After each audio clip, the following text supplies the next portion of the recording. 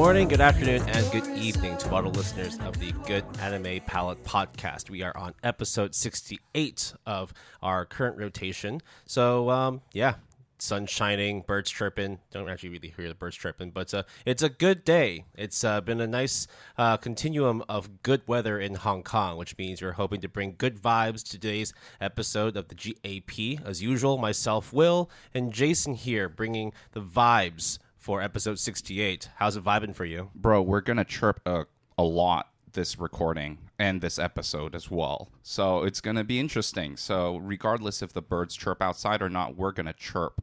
Yeah, actually, I don't see a single bird outside, but I'm sure they're chirping somewhere. So let's get into it. Hey, Will, what have you been watching or reading? Yeah, I was just going to say that. Not really watched much in the last 2 weeks. I think I finally finished Skip and Loafer about a week and a half, 2 weeks ago. So solid 8 there. Nothing to complain about. Yourself, no watching, but I'm sure you've been doing a fair amount of reading as usual. Yeah, I'm doing a huge drought on the watching front, but I think very, very likely I'm just going to have to do that just because of GWEA and the seasonal premiere anyways. I mean, the season for summer is already over. I'm surprised you didn't watch Kengan Ashura. Well, why would you be surprised? Oh, no. Well, I mean, I understand. Ultraman Season 3 came out, and I didn't watch that yet. Oh, that's fair. That's fair. But, okay, we have not been watching, or at least we have not been going to report on it. I should watch Kengan, though. I've been waiting for it for almost 2 years, and it's finally out, so...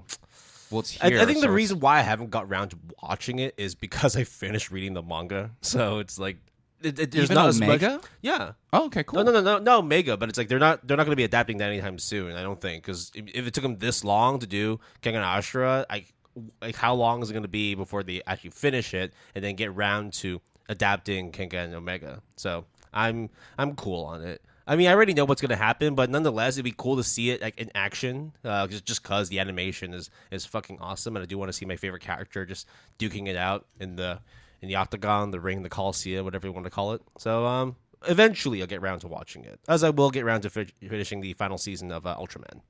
Yeah, so we will now get into news, and this time we only have one news story, but it is so chunky in terms of the eye-popping headline, it might as well consume the entire section at this point. So are you familiar with this studio named Studio Ghibli, Ghibli? No idea what that is, Will. You're gonna have to. They're kind of known for making some pretty big anime movies. Well, clearly it's not big because I have not heard of any of them. Are you familiar with perhaps maybe like Porco Rosso? No, what's that? Laputa. What's that? Maybe Princess Mononoke. I have no idea what those are. Those sounds like Disney shows, and rightly so, because they're legitimately like donned the Japanese Disney within the animation film industry. Okay, joking and trolling aside, of course I know Studio Ghibli. I love a lot, if not almost all of their catalog, and including Grave of the Fireflies. And actually, when you think about it, it is very apt to compare it to Disney, because it is very much... It has that fantastical element, right? The really strong accompanying soundtracks. The themes tend to be of more sort of... like it's definitely more... fantastical, fictional, though there are some movies that are a little bit more grounded, based in reality, especially like Porco Rosso. I think one on like Love on Poppy Hill, which That's was like one, around it's like historical. Marnie is also isn't that the little people? But that one's also Ghibli too, right? Marnie? Yes. Yeah. No, little people as is it Marnie? Marnie? Yeah. And by little people, I mean like they're like mouse size. They also just released a new one recently, The Boy and the Heron, I think it's called. Yeah, I think that's going around in the theaters around the world. I think in America they have like a limited release currently. But here we are... Oh, sorry, I kind of cracked my voice a bit. The issue here is actually about Studio Ghibli being technically bought out to a certain... partially bought out. So I think one of the things that we have to take into consideration is Japanese customs, which is when there are family business, because Studio Ghibli is obviously Miyazaki is the big family tree that is in charge of Studio Ghibli, founded it. All the movies that you love is done by Hayao Miyazaki. I think it's not so much a family tree, but more like succession. Yeah, okay, You that's know? fair. That's fair. That's fair. It's not like Yeah, multi-generation, especially now. Because it's not just like it's not like Studio Miyazaki, right? It's Studio Ghibli, founded by Hayao Miyazaki. But in terms of the people, like the important people that are within the Ghibli foundations, yeah, there's definitely a fair amount of family members in there. But we've seen news stories of Hayao Miyazaki going into retirement, being unsatisfied with the current slate of Ghibli movies that come out. So then he decides to unretire himself, come back in, do a movie or two. And then afterwards, I think now, is he in his 70s now? He's like 73, 74. He's definitely no spring chicken. But yeah, he's been around the block for well over 7 decades. And now might be the time for him to actually, just call it quits in the animation industry. 82. Okay, never mind. 8 decades. So you can imagine as well, right? The average person usually works somewhere between 60 to 70 years old. Well, let's not talk about like certain industries. I mean, a certain president of a certain country is well over that age limit. But that's not political there. So Miyazaki, being 82 years old, surely he deserves to just take a break and just actually enjoy his life, even if enjoying his life means animating some of the highest grossing animation movies of all time. So this is around the time where he decides, you know what, it's official. I've got to hand the reins, pass the baton to someone else. His son actually had a hand in developing and producing several movies himself, though maybe with not so much acclaim. We've seen the infamous video of Hayao walking out of the cinema after watching one of his movies and smoking a cigarette in the lobby. Dude, I was going to mention that because after I heard this news story, I had to look at that again. It was so brutal. Basically, Goro Miyazaki is the son, and he is essentially at that time trying to take the reins as the new head, the new face of Studio Ghibli. Of course, I think there's like the CEO that is a different person but is an original founder. But the varying degrees of success, I would say the only one recently, like there's like a little kid with a microphone. Oh, Earwig and the Witch. Yeah, I think that one's the only one recently that Miyazaki was like, yo, okay, this is good. The 3 movies that he did was Tales from Earthsea back in 2006, From Up on Poppy Hill 2011, and then more recently Earwig and the Witch, which was, I think it was like one of the first, if not like one of the only like sort of like 3D animated Ghibli movies they've done. Yeah, and I saw Poppy Hill in the Melbourne Film Festival when it debuted at like way back when, and it was a mid-7. Like it wasn't great. Presentation was great. It's just, well, you got that the animation studio behind it. Of course, it's going to present itself well, but it's not always down to presentation. You've also got to deliver a story, and I guess, unfortunately, it just didn't really pan out for Goro. So that kind of just basically swept his potential ascension to the Ghibli throne, like right out the window. And then they had decided, you know what, maybe there's someone else that can take the reins. Maybe there's someone else that can lead Ghibli post Hayao Miyazaki. And this new challenger that just showed up is none other than NTV, known as Nippon TV, which is, it goes from one individual to a monolith corporation that is a broadcasting company that is probably one of the biggest in all of Japan. And they have decided to acquire 42.3% of the shares of Studio Ghibli and making it the largest shareholder and turning the studio into, I guess, legally it is now technically considered a subsidiary of Nippon TV. Now, one thing that I have to give as a caveat is apparently Goro Miyazaki, we've just mentioned all the trials and tribulations he had to go through and also go under the pressure, under the gun from what his father has made his legacy on, has currently refused all offers.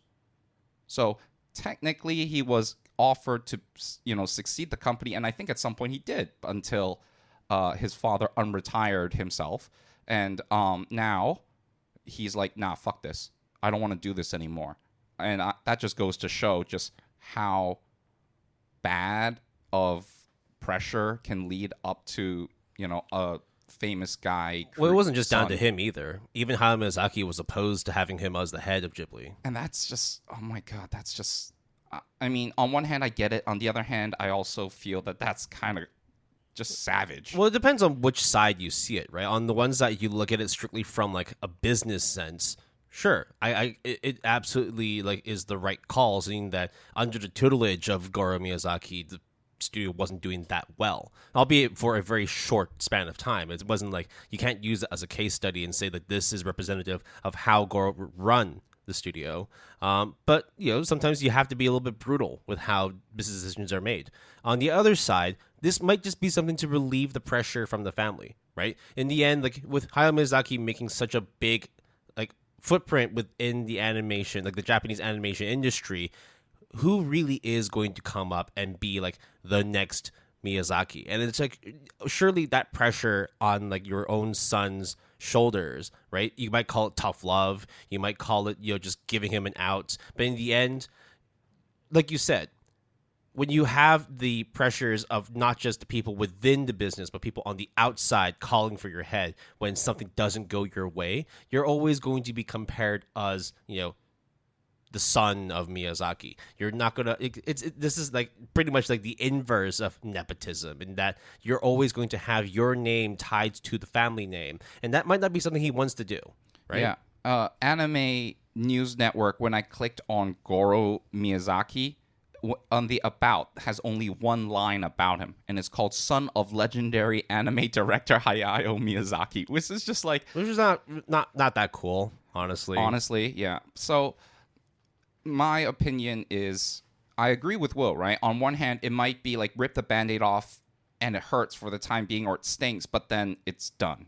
And on the other hand, I'm pretty sure Goro is still involved in the studio as either a producer to a certain degree, but he is obviously not being the head, the successor, which I think is a good compromise. I don't think he's exiting the company entirely. And he also made the decision not to take up the lead role as well, right? If he was the one who decided that he didn't want to put the onus on himself and give it to someone else, you have to commend that kind of courage, right? It's like you would think that, especially being the son of Hayao Miyazaki, that you are the rightful heir to the throne. But if you are, self-confident enough in your own ability that you could do something in a specific capacity but not within a lead role, whether it's because you don't want to sully your family name, tradition, culture, whatever it is, look, you have to at least commend that decision. And hopefully nobody kind of bashes him on taking a step away from being the leader of Studio Ghibli, because in the end, right, like, this is not just a sort of merger between one studio and another studio, and then it's like a hostile takeover of the main studio, basically forcing out specific assets and reaping everything else in and taking it under their control. No, this is one of the biggest television networks across Japan, with revenues well above 500 billion yen annually. They have the financial stability and the financial power to be able to keep steadying ships. Whether or not they're able to steady something that is Studio Ghibli, because this is different, right? They're not just buying another network, they're not just buying another network station and whatnot. This is Studio Ghibli that has well over 4 decades of the richest anime movie catalog that we've ever seen. So it's going to be interesting to see how post Miyazaki Studio Ghibli is going to look, especially now that it is a subsidiary within NTV.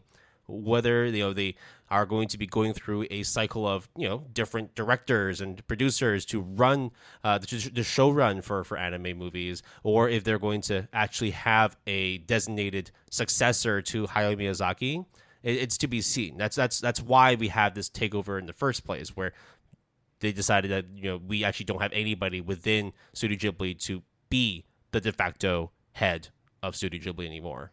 And to give credit where credit is due, this isn't like a shotgun wedding type scenario. They have been in Nippon TV has been in talks with Studio Ghibli since last year. So it is very much, the foundation has been laid out over a long period of time for everyone to consider and negotiate. And also Nippon TV being since the dawn of TV, has been primarily one of the forefathers of TV broadcasting in Japan, has a long history of collaborating with Studio Ghibli. Right now, they're saying that they aired Valley of the Wind back in 1985, which I guess is a very cool press release type of like nugget of information. They also hosted the Studio Ghibli's official website. So there is pedigree, past working relationships there. So I think given the situation, given the factors, putting it in the hands of someone that you have worked with intricately since the 1980s and having a huge share of the company, so it's not like random rogue agents can come in and just like demand stuff and your Nippon TV. I think it's as good of an amicable resolution for everyone involved. So good luck to Nippon TV, good luck to Studio Ghibli, Goro, and as well as Hayao Miyazaki. Good luck. Yeah, I mean, let's hope that this is, officially a happy retirement for Hayao Miyazaki. He doesn't feel like he needs to, roll up his sleeves a third time and come back and, try and do this. Because let's be real. By the time that, you've seen the catalog that Hayao Miyazaki's done, and he's like well over 80 years old at this point, do you really feel that we are like asking for too much if we want Hayao Miyazaki to come back and direct another movie? Like, they literally just released Boy and the Heron. It's doing well. I think that should be enough for him to like put a stamp on his legacy and say, peace, I'm out. And Goro being like, yep, thank you, Dad, for, showing me the way things are done. I realized, what my skill set and my abilities are, and I'm going to work in this specific capacity. But to whoever decides to lead Studio Ghibli, good luck to them as well. Yep.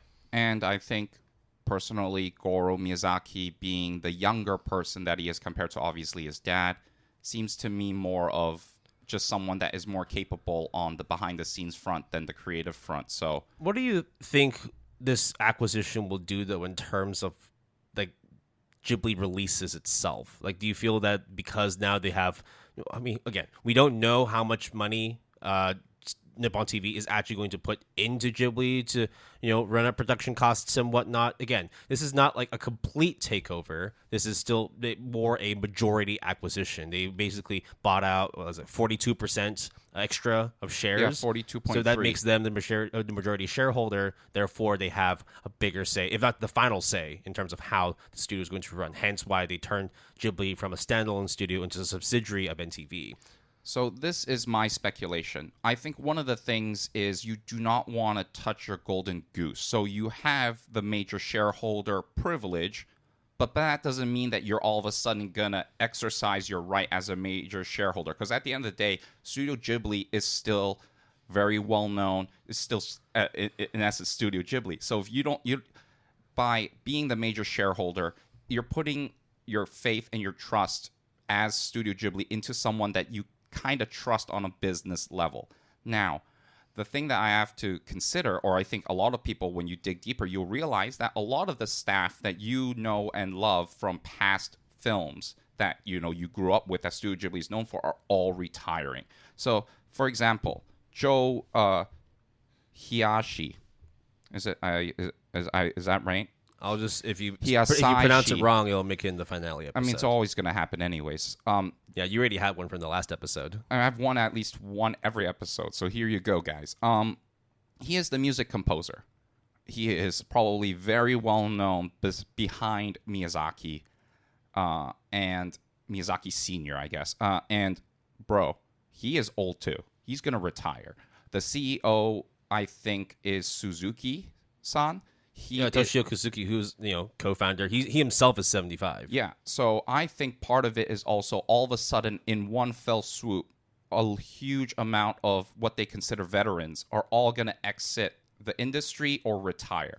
So then all of a sudden Studio Ghibli is without a head, without young blood, without any sort of direction. So I think this acquisition is also deliberately planned such that there is some sort of guidance given when all these veterans who have established endless amounts of enjoyment and legacy for anime enjoyers. I think, to be fair as well, there was like a sense of urgency in terms of what the hell needs to be done at Studio Ghibli as well. Like back in April, actually, just looking up on Anime News Network again, Toshio Suzuki only became the president of the studio back in April of this year. So it's only been like a 5-6 month run of being the president of Studio Ghibli. This was announced back in April 4th, 2023, where he replaced Koji Hoshino as studio president. Yeah, I just think that there is a certain level of changing of the guard, so then they have to make sure that it just doesn't fall apart. That's my take on the acquisition. I don't think that nobody's forcing anybody out, but I think it's also just people realizing, hey, look, like, we're well over 70, 80 years old. We can't keep doing this. There has to be a change in the system. We have to brood in new blood to be able to sustain this, because if for the next 20 years you still have the same people, like, dude, in 20 years Miyazaki would be 102. Yep. Right? Toshio Suzuki would be 95. Like, at that point, like, stop. Like, you can't keep asking them to stay on board just so that your precious Ghibli can keep running the way it used to, because that's just not how things work. And I don't think you can past a certain point, right? So I think what it is this acquisition is a long time coming for a lot of people in the industry, in the know, behind the scenes. And it's kind of like the quoting Deus Ex Machina, the cyberpunk futuristic video game. It's not the end of the world, but I can see it from here. So in other words, let's prepare such that it doesn't happen. Yeah. Right? So, and I think that, for any fans of Studio Ghibli worrying about what would happen to the quality of its productions, and this is just my own take, it's definitely not an objective one, but considering how much time and money it took into acquiring the shares to become the majority shareholder of Studio Ghibli, they're not going to be stupid. They're not going to be just all of a sudden just producing movies every year, maybe every 2 years. They're going to be a little bit more methodical about it, because it's not just looking at Ghibli as a studio under Nippon TV. It's looking at it as an asset.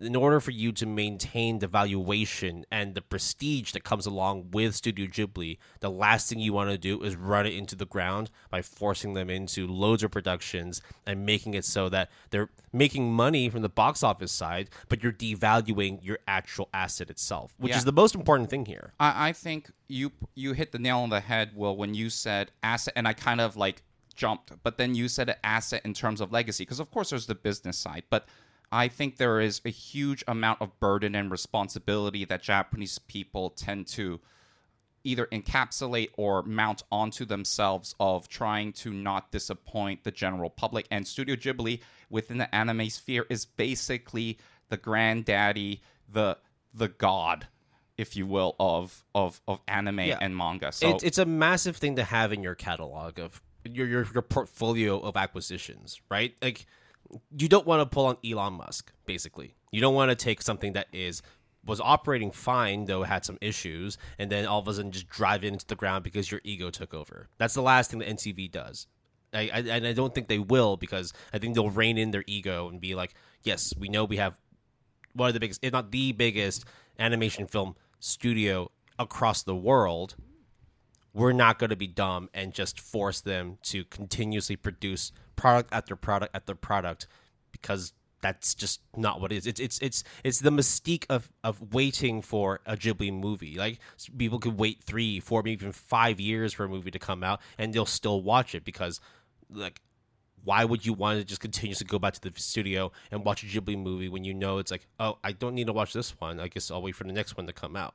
Right? It's the mystique behind what the Ghibli studio is going to pull out of their hat, because, like, growing up, we've known for them to just all of a sudden just pull, like, a right turn and just go somewhere else. Who would have thought that, a studio that did Kiki's Delivery Service or Princess Mononoke would all of a sudden do an ultra realistic and historic movie in Porco or then start going into more mysticism and, just fantastical shit with Spirited Away and Totoro, right? Like, there's, I think, no matter how you see the studio, it's made its point in anime history.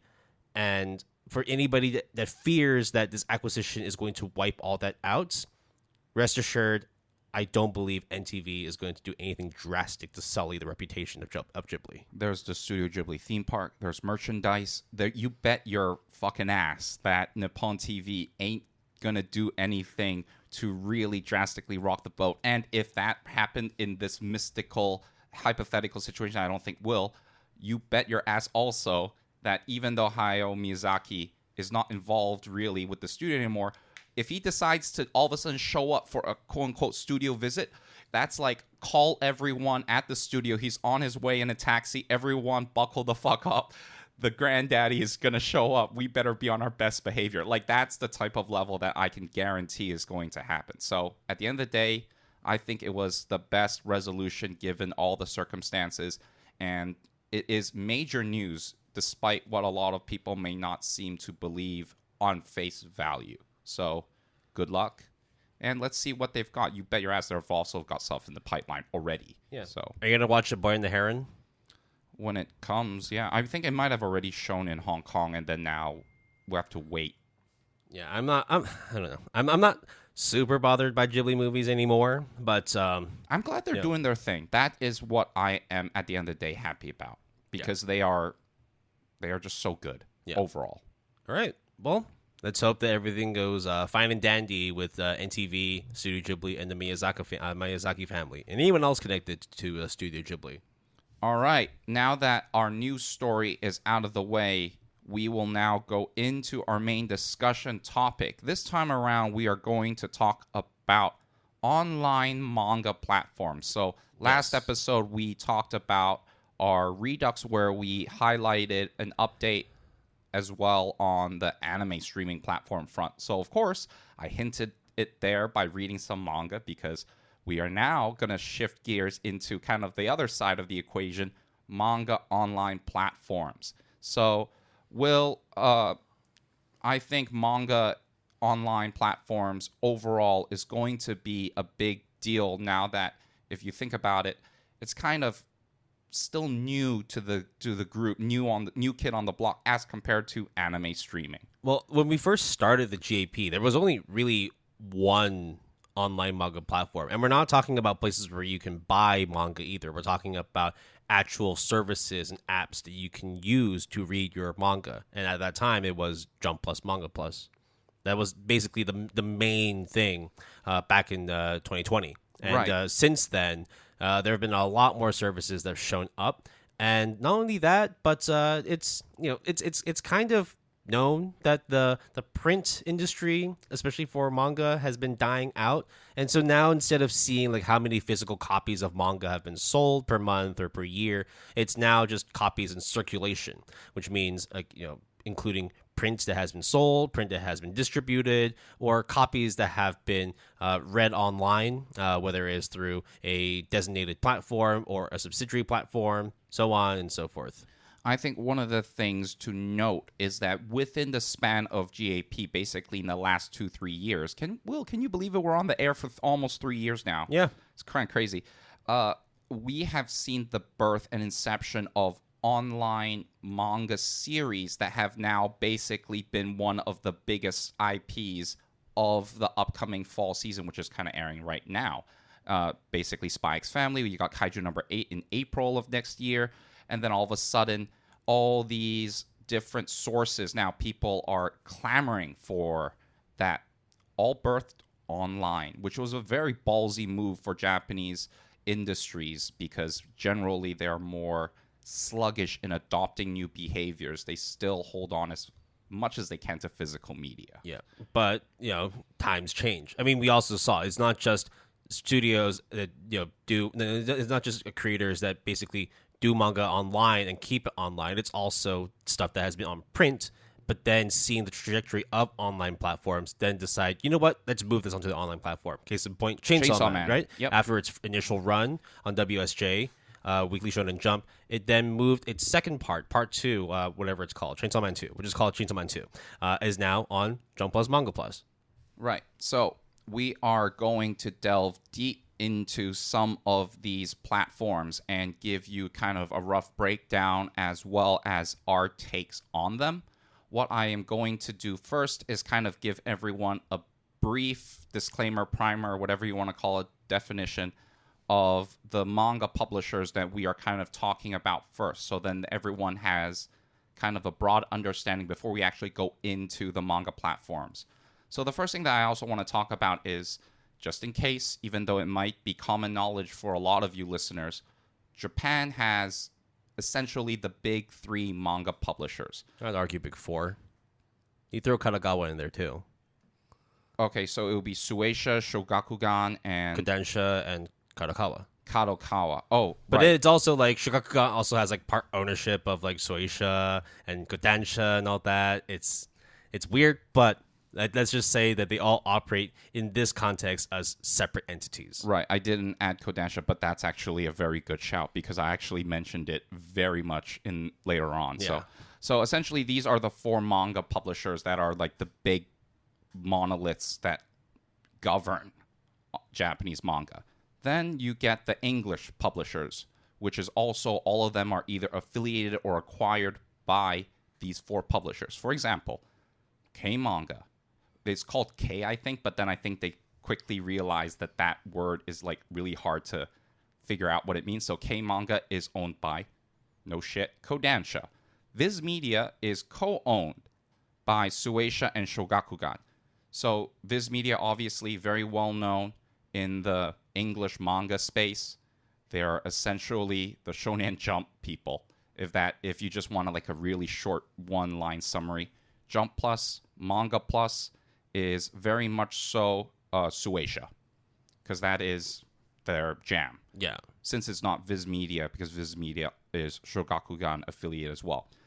I'm surprisingly, my favorite publisher, Seven Seas Entertainment, I found out that they're actually not affiliated by any Japanese, like acquiring major manga Acquisition, right? Yeah. Sorry, I'm like struggling to find my words. They're independent, which is kind of interesting. It gives them more leverage in terms of negotiating deals, I suppose. Yep. Then you get Yen Press, who is owned by Kodansha, J Novel Club, which is very well known for a lot of light novels. That is also owned by Kodansha. J Novels Kadokawa. Oh, sorry. Kadokawa. I saw the K. My bad. And then Bookwalker, very big, owned by Kadokawa. ComiXology, which we'll mention briefly, is owned by Amazon. Yeah. So that's not all of them. Of course, there's going to be like some smaller studios and manga publishers too, like ASCII Media Works or Square Enix, Comics, and all that. But, we're not going to go over all of them because there's way more manga publishers than there are anime studios, and we'd be here for fucking ever if we go over them. So we're just basically going over the major ones, the ones that are actually prevalent in terms of getting things online, distributed globally. It's just easier for us to go over those. Yeah, and also in case people ding me on it, yes, I know Shield Hero is owned by One Piece Books, and One Piece Books is a publisher. Got it. But just thought I would say that. So we will focus on these platforms. So one of the things that I want to focus on is the difference between subscription service and what I'm going to say is wholesale purchases. Essentially, when you buy the manga digitally as either a volume or per chapter versus a subscription service that you pay per month and get access to their library or their catalog. And it's essentially like when you have streaming services, but then you also have like Google TV, YouTube, where they have options for you to rent or buy movies, or in some cases anime series. I haven't seen those yet, but they probably do exist. But yeah, so premium like subscriptions where you pay, you read whatever you want within a lot of time, and you pay a subscription again, or like Jason said, just buy things outright. Yes. I also, even though I mentioned it in the docket, I am going to mention it here, but I'm not going to really go into it, is the prevalence of webtoons, tapas, naver, essentially manhwa. Yep. Or vertical comics. Vertical comics, surprisingly, is actually existing now in Japan, but essentially these are all Korean-oriented webtoons, the things that God of High School, Tower of God. We're not going to mention that for the sake of brevity. Not as well. Like, we're going to mention the Chinese ones too, right? The ones that operate in China, just because there's just way too many, and also like it's not readily available in terms of how they work, mostly because they work locally. So it's not like we were able to access a Chinese manga platform or a manhwa platform because we're not in China. We're not in mainland China, and also the regions are kind of very varied, just like how anime licensing is a big deal and kind of a mess and chaotic. Manga licensing is no better. For example, even though K-Manga is kind of going to be one of the platforms that I and will go into extensively, we technically don't have access to it because we live in Hong Kong. And it's not just a simple VPN change. It's very much like not available, period. But there's still YouTube videos that we kind of found, news articles that still make it very relevant. And of course, a lot of our listeners, you guys are from North America. So I think this is also either common knowledge or things that you might need to know if you want to get into it. Because at the end of the day, Kodansha is just huge. So there's that. Right. So how do you want to go about this first? You want to talk about the paid platforms first, or do you want to go for the subscription-based platforms? I am going to talk about a bunch of like the lesser kind of weird exceptions, and then we'll maybe take a break and then slowly get into the more core manga publishers that we all know and love. So the first thing I actually want to talk about and give special shout out is Humble Bundle. I think it's one of those things that no one necessarily remembers or even knows about, especially when you are mainly focused on anime and manga. But Humble Bundle is a service that I use quite extensively, will probably, and a lot of our friends know a lot about it. And why is that relevant for manga? Is because every once in a while, every year, they do several, if not more than at least like 5 or 6 manga bundles.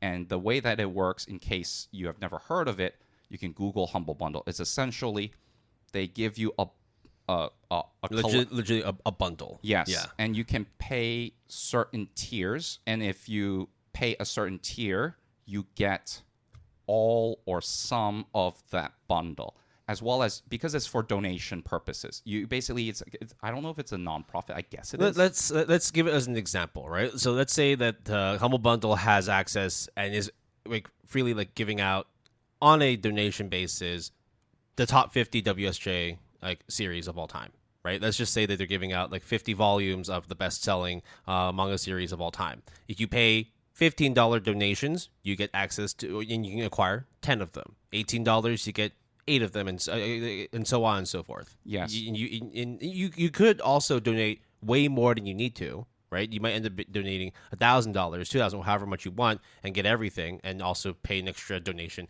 towards whichever cause that Humble Bundle is reaching out to. Because that bundle usually has a nonprofit that they will donate to that's affiliated with, and you can distribute the proportion of your donation going to either the creators and the nonprofit and so on and so forth. So it is great. It's also DRM free. So it is fantastic in my opinion. The only thing to consider is that these deals are time sensitive. So once the bundle is gone, you have to wait for it to either show up again or it may not show up again.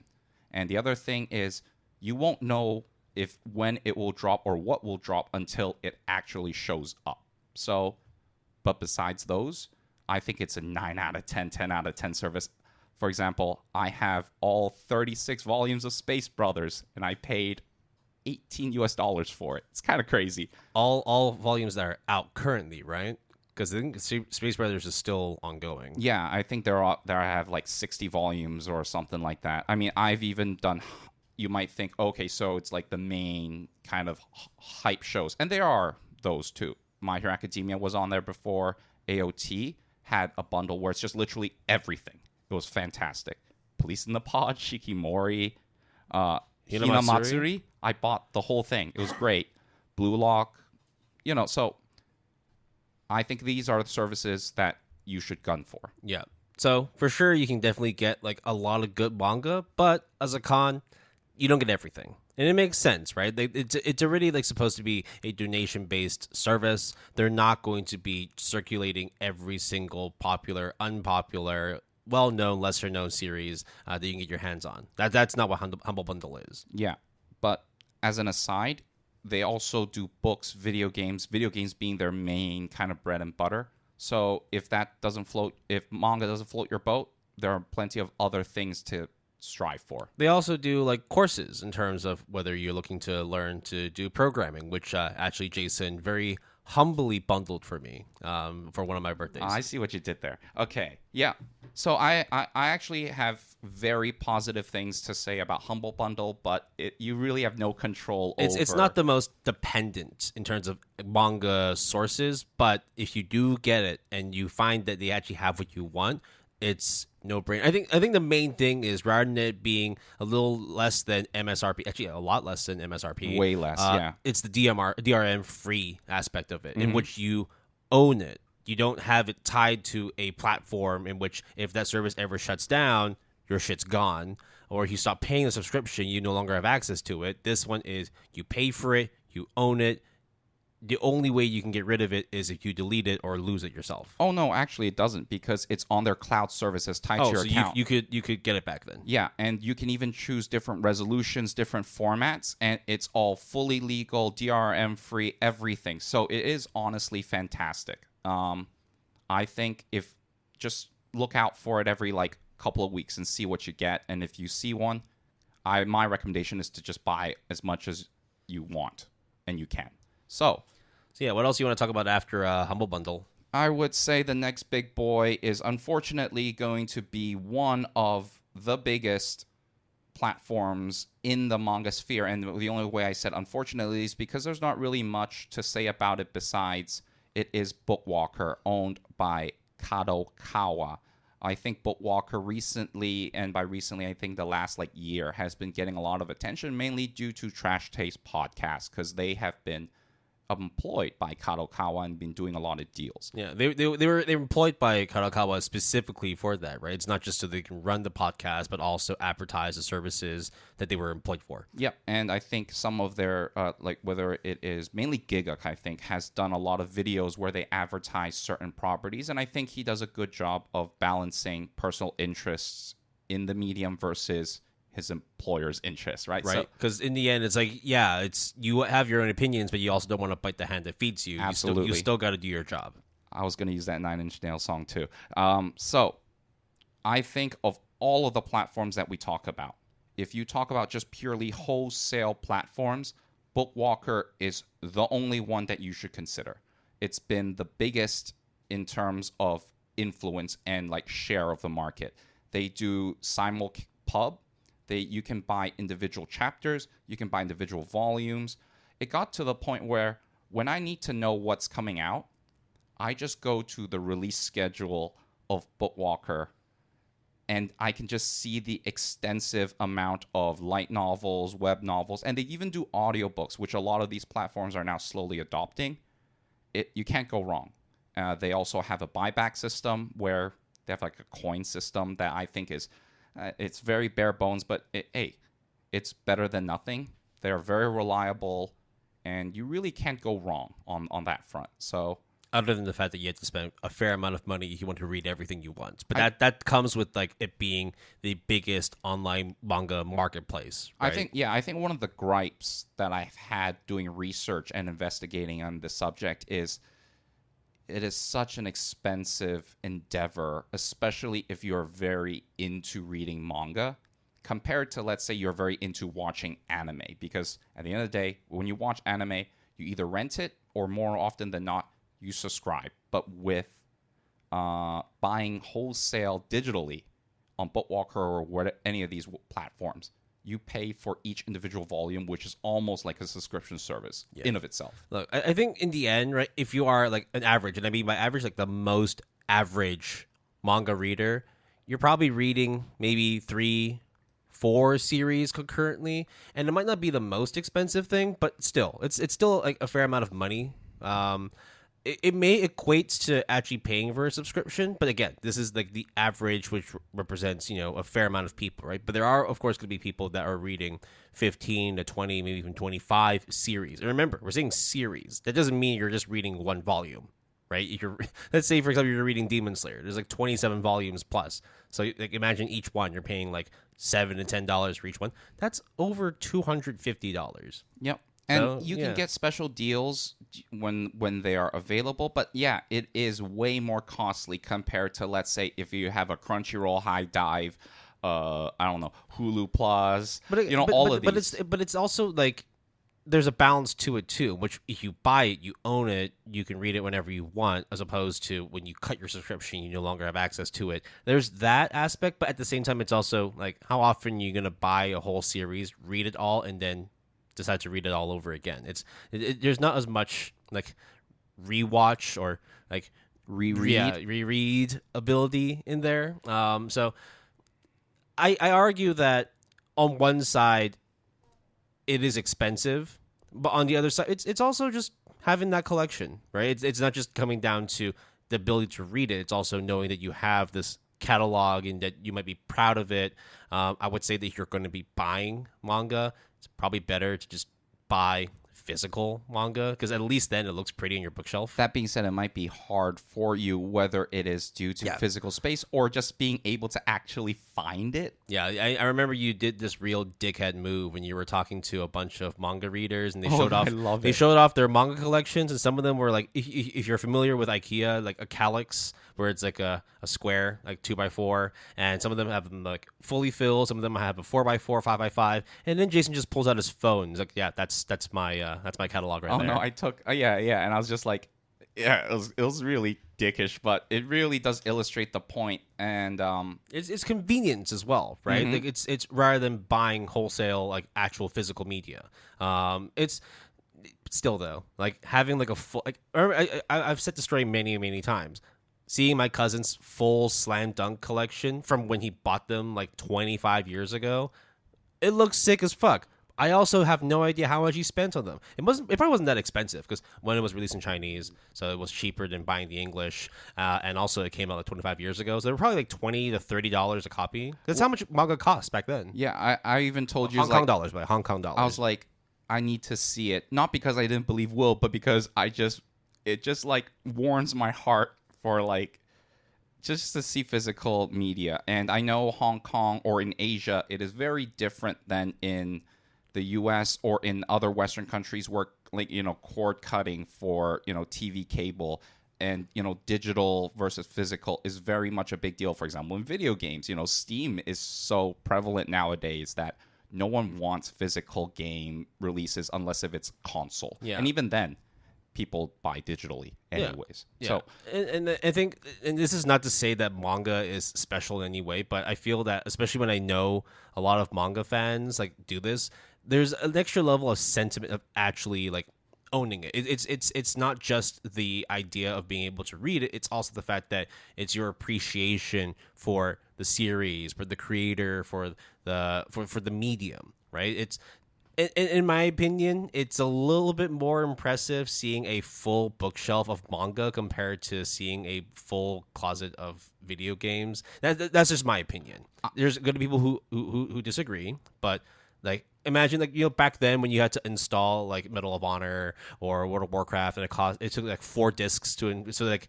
Was it like an A4 size? It wasn't even that. It was just a thick boy. It was like, imagine like a regular like DVD case, and it's like 5 times wider, and it's like Guild Wars took like 6-7 gigabytes, and like a regular disc was only like able to hold like 500-700 megabytes. I remember the first time I bought Final Fantasy VII. Yes. And it was 4 discs. Yep. And I kind of stopped for a second and looked at the guy who was selling it to me at the video game store, and I was just like, what is this? Do I put all these in one go? Like, how am I supposed to play this? Like, no, it's the game is that big. You have to play one game, save it, and then you reload the next disc and you play it. It's like, huh? No, because legitimately, I've never experienced, at least on the PlayStation, changing discs. Because that was like the limitations of a regular CD. I remember at the end of CD 1, I think you're in some tomb, and a very, very cliffhanger character thing happens. I think everyone knows what that is. It makes you really appreciate how they managed to actually fit all of like Final Fantasy VI on a cartridge. Yeah, it's crazy. And when that cliffhanger thing happens, it's like, oh, like a little alert shows up. Now is the time to open this one. And I was scared shitless because I've never done it before. I was like, what if this fucks up? Of course. Did I save? Did I save properly? No, I can't save because I can't do anything. So, okay. That aside, I think that recently the subscription service on manga platforms have been a very new thing. Everything has always been buying it wholesale. And by new, even though it's been out for like 3, maybe 4 years, that's really fucking new. Yes. And if you consider Japanese sensibilities and timing of trends and whatnot, it is. Or just the culture of reading manga, right? Like, it's always been you go to a manga cafe or you go to a fucking bookstore, and instead of buying it, you always find that one copy that's not sleeved, and you just stand there with your snacks and you read, and you're done in like half an hour. It's like, done.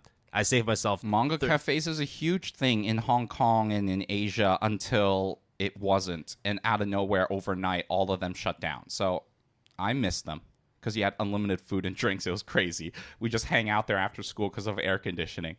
But all right, enough about Will and I reminiscing about the good old days. Let's talk about Crunchyroll. Is there much to say about it other than the fact that it comes free with your Crunchyroll subscription, Crunchyroll manga we're talking about? So if you are very casual in terms of a manga reader, and also if you do not want to pay for a lot of, whether it is time or money in this case, into either seeking out manga, buying it, figuring out all the stuff, you probably didn't know that Crunchyroll has a companion app called Crunchyroll Manga, where it is essentially free if you have a Crunchyroll subscription. It's available right now, and it's been available for like since 2013. Yeah, 10 years. I think it is a fine option. The UI and everything is just fine, right? But that's not what you really need. You don't need like... Well, you need manga on there, right? And how much manga do they have? Okay amount, like very limited in comparison to these other platforms, but similar to how like anal Crunchyroll is with their region locking for their anime. Is it the same when it comes to their manga platform? No, I tested it, VPN and non-VPN, so it's kind of the same. I think it still has a decent amount of like new stuff and old stuff, but the catalog is extremely limited. And they're mainly tied to having, surprise, surprise, anime adaptations on Crunchyroll.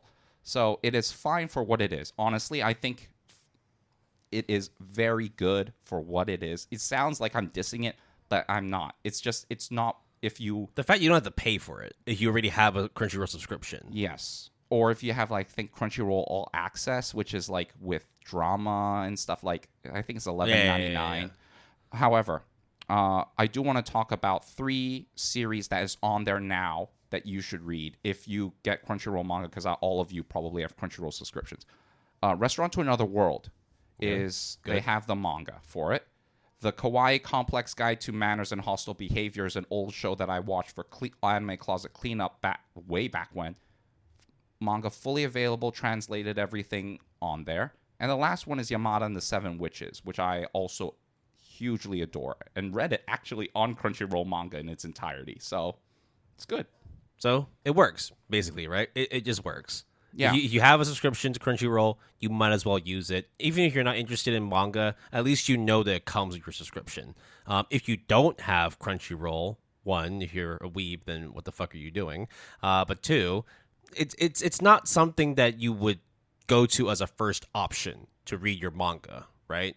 Absolutely. I will not even seek it if I did not have a Crunchyroll sub. But most likely all of you do, or almost all of you do. And if you do, and if you don't really care about manga but kind of want to read a little bit, this is good for what it is. All right. Let's talk about... Okay, let's skip Webtoons. Let's talk about ComiXology, which is... Okay. So the app itself... I first used back in 2009. All right. Yeah. So let me just give a bit of a primer. Because actually, Will, that's a very good thing that you mentioned that, because it actually got acquired by Amazon. Like a couple years. No, not actually. No, quite a while back, actually. So, yeah. No longer just ComiXology. It's ComiXology by Amazon. And now it is integrated into the Kindle store. The subscription is $5.99 US per month, but you also don't just get manga. You get graphic novels, comics. So if you're into like that side of things, this is very much like a tangential in terms of having manga available. You can also buy manga wholesale, because just like the Kindle store. The thing is that the ComiXology Unlimited, which is their subscription plan, $5.99 US, is decent, but it is very deceptive in that because it's integrated into the UI of Amazon and the Kindle store, you really have to pay attention to what is actually part of the plan and what is not part of the plan, because it's hard to sometimes tell, especially when you do that one-click thing, one-click buy. So be careful. Yes. Will, what are you talking about with ComiXology when I cut you off? I feel... I loved it back then because the main reason why I used ComiXology was where I lived, there weren't like a lot of comic book stores nearby. But when I went back to Vancouver, I went to like a pretty big comic book store, and that was when I first got into Ben Templesmith, the Australian comic book artist. So I was really into 30 Days of Night. His rendition of Dead Space was fucking fantastic. His Silent Hill ones, Dying Inside, was also really good too. Also, one that was lesser known, Agent 9? What's it called? Singularity 7. Oh, it's like, that's the one. I have with it. the little like microorganisms that like go into your... I have it. I have it somewhere. I just don't know where it is. Wait, what's that Bruce... The Surrogate, I think? Was it done by Ben Templeton? Templesmith. Fuck, I'm sorry. The Surrogate, I don't know. It's extensive one. I can't find. There's he's done Superiors. He's done Criminal Macabre, Hellspawn, Dark Days. That's part of the 30 Days of Night. I don't know about the one you mentioned though. But yeah, I fucking loved reading comics off of ComiXology because as you moved through pages, you also have the option to just double tap on a specific panel, and it would do dynamic viewing of showing speech bubbles, showing and blowing up specific panels, and moving it in a kind of like quirky but like cinematic way between panels and pages. So if there was like a full double page like spread, it would just zoom everything out. And there's like a minor flash animation, like manga in like comics in motion type thing. Now the only issue was because this was back in 2009, like during that period, phones weren't that strong and they weren't that big, so you were kind of limited to like a 3-inch display. So it wasn't like amazing to watch. You didn't have like fully fledged iPads that could like actually run it back then. But nonetheless, it was something that was true to my heart, and I really, really liked it. Until I started buying more Ben Templesmith comics and realized how fucking expensive it can get. Because even then, right? Like I think it was like $5.99 or $7.99 a copy, like trade paperback, right? And also buying them online too. So it was not cheap to read it. I like that. However, they did give you free chapters to read, much in the same way that's like, well, with other subscription services, like for manga, where the first 3 chapters are free to watch, free to read, but everything else, subscribe. Yeah, ComiXology does have a trial for their unlimited service, so you can see if you want it or not. And a lot of other services, including the ones that we just mentioned previously, have abilities to either have free chapters, completely free for you to read, so then kind of entice you in, as well as like chapters that are like 1 cent when it used to be like $5.99 as like a one-off thing. So it's a way to get people into the platform. Yeah. So I only used it to read graphic novels. I've never actually used it to read manga. Have you tried? Yeah. And what are I your did. thoughts? So the good news is that because it's Kindle and it's Amazon, their catalog in terms of what is available to purchase wholesale, and that's the caveat, wholesale is very extensive. No, I wouldn't say as extensive. It's like a Bookwalker. Yes, on first glance, but that's not fair to compare the two, even though Amazon is huge. But yes, I think the thing is, if you like graphic novels, comic books, Marvel, DC, I mean, any of like Image, I think is the other one, Dynamite, and you like manga as well, this is pretty easy to kind of get into. However, unfortunately, all the stuff that Will loved back in the day sucks now because the UI is horrendous. Because, unfortunately, when it was acquired by Amazon, it got integrated into the Kindle store, which then meant that everything is shit because the thing that you like... The dynamic reading mode, is, I think, slightly available to a certain extent, but it's not the same to the point where a lot of people got really angry, and there was a lot of like hubbub and controversy. Oh yeah, about no, it. there was definitely a lot of haters when the Amazon acquisition came through, just because they felt that they watered down ComiXology, and it just brought a lot of vitriol back then. You're right, and you're wrong. I did some research. They were very happy about the acquisition like when the news was first announced, because I think ComiXology was kind of going under. However, when they announced that it was integrated into the Kindle store, that's when shit hit the fan and everyone lost their minds. And unfortunately, we all can't do shit, and the UI is shit. You can't have your cake and eat it too. Yeah. So it's still fine, I think, especially if you like comics. But the unlimited subscription is not unlimited, which is very deceptive. Like, you really have to read the fine print. Yes, and the only way to know really is when it says $0.00, and then you have to be, oh, it's part of unlimited. It's like a little yellow bar at the bottom of the price. So besides that, it's fine. Yeah. Now, I think the last one you wanted to bring up was J Novel Club. Yep. Right? So that one is actually quite recent. I think it only came out as news sometime last year during a panel discussion. Yeah. I think... Oh, no. That's when they announced their collaboration with Yen Press. Oh, yeah. So J Novel Club is essentially the only... I would argue it's the premier place for light novels. That's kind of what they're known for. It's in the name, novel, right? Yep. So light novels is the name of the game for them. Of course, they also have manga available because we're talking about manga online platforms, and they're mainly for wholesale. The good news is here you are able to see light novel adaptations, manga adaptations, and it's very seamless. But besides that, you still pay the full, quote-unquote, full digital price. But hey, it is what it is, and as as kind of like a one-off thing, it's okay.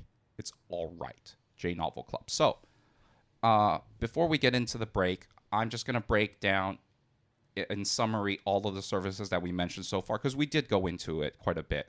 Humble Bundle is more time-sensitive, and you don't really have control over when these bundles drop, but I can guarantee you every year, throughout the year, they will drop, and they are the most user-friendly in terms of having DRM, controlling the amount of money you invest and what you get in return, and it's always in the cloud, fully available.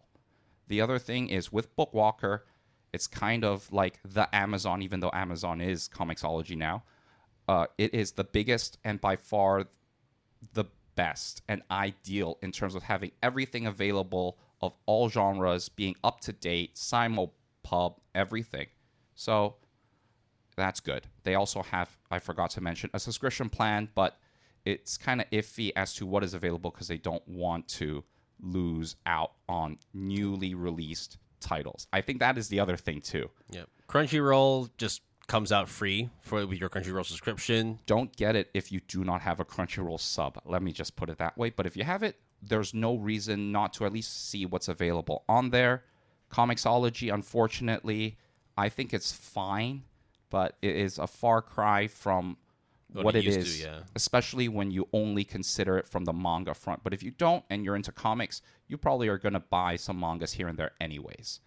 The other thing is for J Novel Club is for light novels and light novel audiobooks, that's the place to go. They have mangas of these light novels, but you buy them wholesale. So that is essentially most, if not all, of the more wholesale-oriented digital manga platforms. That do come with some subscription plans, but that's not the focus of their service. Yeah, I mean, I definitely know that Bookwalker has a subscription plan, and obviously Bookwalker being kind of like the number one in the space, I get it's a big deal. But the reason why I didn't want to put it in after the break is because the other ones are more subscription-oriented. The more traditional subscription focused, yeah. So I understand pedantics and details, but that's how I decided to cut it anyway. No, it's fair. I think it's fair. All right. Good time to break? Yeah. Right. After the break, we'll be going into the current big players in online manga platforms. And I'm going to get fucking angry. So get ready for that stuff.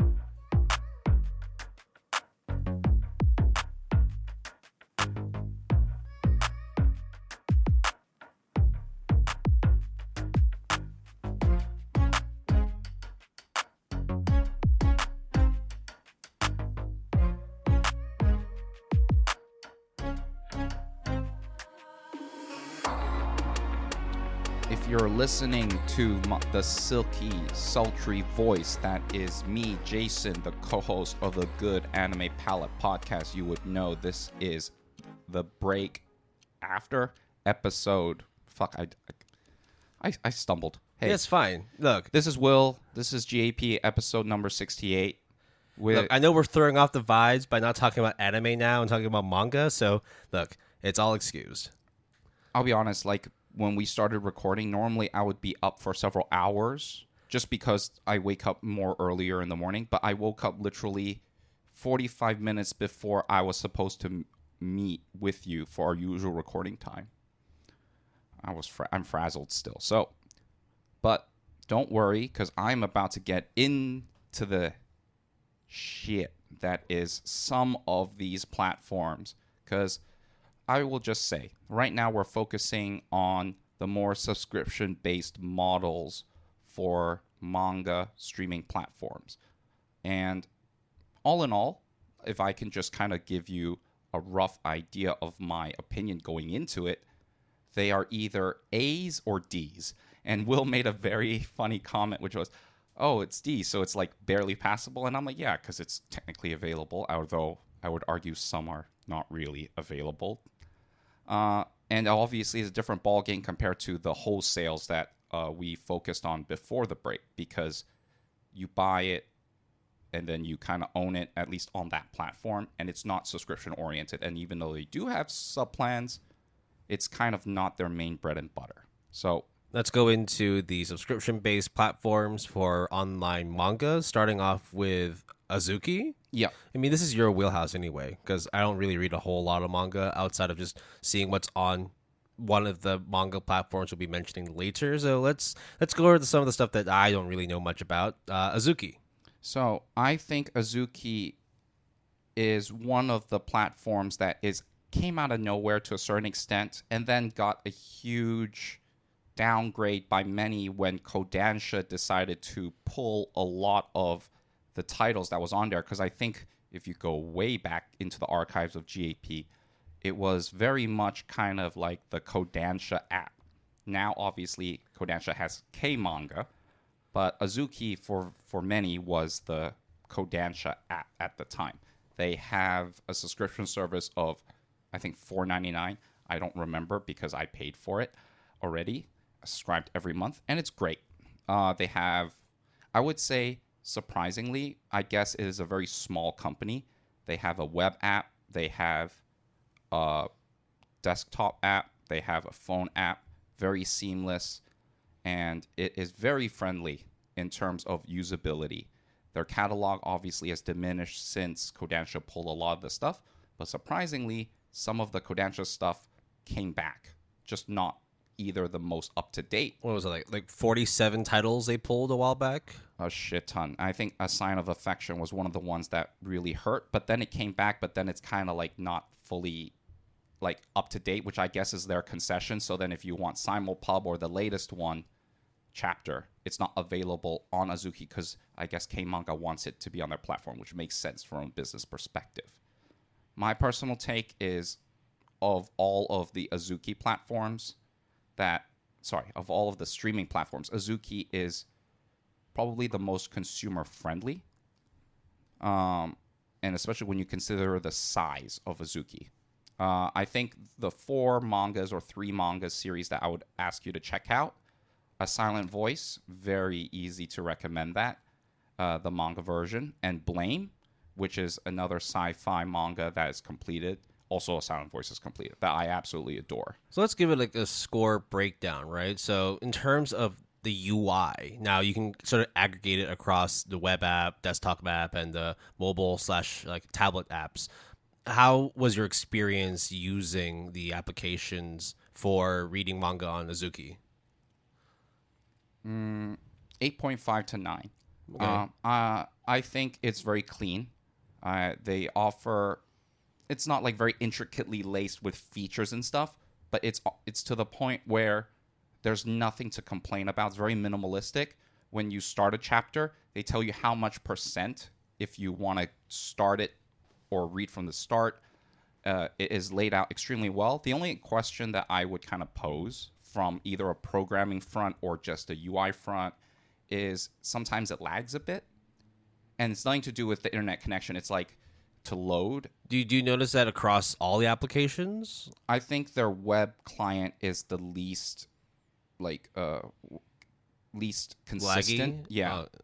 But I would argue you use it mainly, let's be honest, if on your phone or your tablet. Nothing to really scoff at, and obviously your internet connection and with offline downloads, it's not going to be a big deal. But I will want to give special shout out if you're on a Mac. Their desktop app is actually very easy and good to use. Okay. Now, what about content-wise? That you mentioned that it's still pretty extensive, but it did take a bit of a hit after Kodansha pulled some of their big hitters off the platform. So, given its current state, where do things stand in terms of what's available for you to read, what's available for you to access? I mean, I'm opening the web client, the desktop client right now. It's good. There's right now 283 series on there. Okay. So that's a lot of manga you can read. Yep. But if you take into consideration the different genres and what you might want to consume as a manga reader, it might be limited to, let's say, maybe at max 20, if any, right? Mm-hmm. But all in all, there's stuff like, remember Air Gear, bro? Yep. I fucking love that. I have like the physical versions of them in my room. They have Will's favorite series of all time, Aho Girl. But okay, joking aside, there is a lot of very good, varied genres. All Out, rugby. There's obviously Shoujo Ajin is on there. Night Sidonia Art, with the E. So, I am going in alphabetical order, but it's very good, I think. And for that price, you can't complain, really. Right. Now, the last one is accessibility, not terms of like what's available on the platform, but in terms of actually being able to access and use the service, in terms of like whether it's got stringent region locking or maybe the service itself is not available in certain regions. Of course, it's like you're testing it out of Hong Kong. But I have a VPN, so it kind of, to a certain extent, I'm able to like experiment with that. Yeah. So outside of like VPN usage, to your knowledge at least, right? Like, is it pretty region friendly, or is it quite stringent in terms of depending on which location you are, you can only access a certain amount, or maybe it just the service doesn't exist at all in your region? So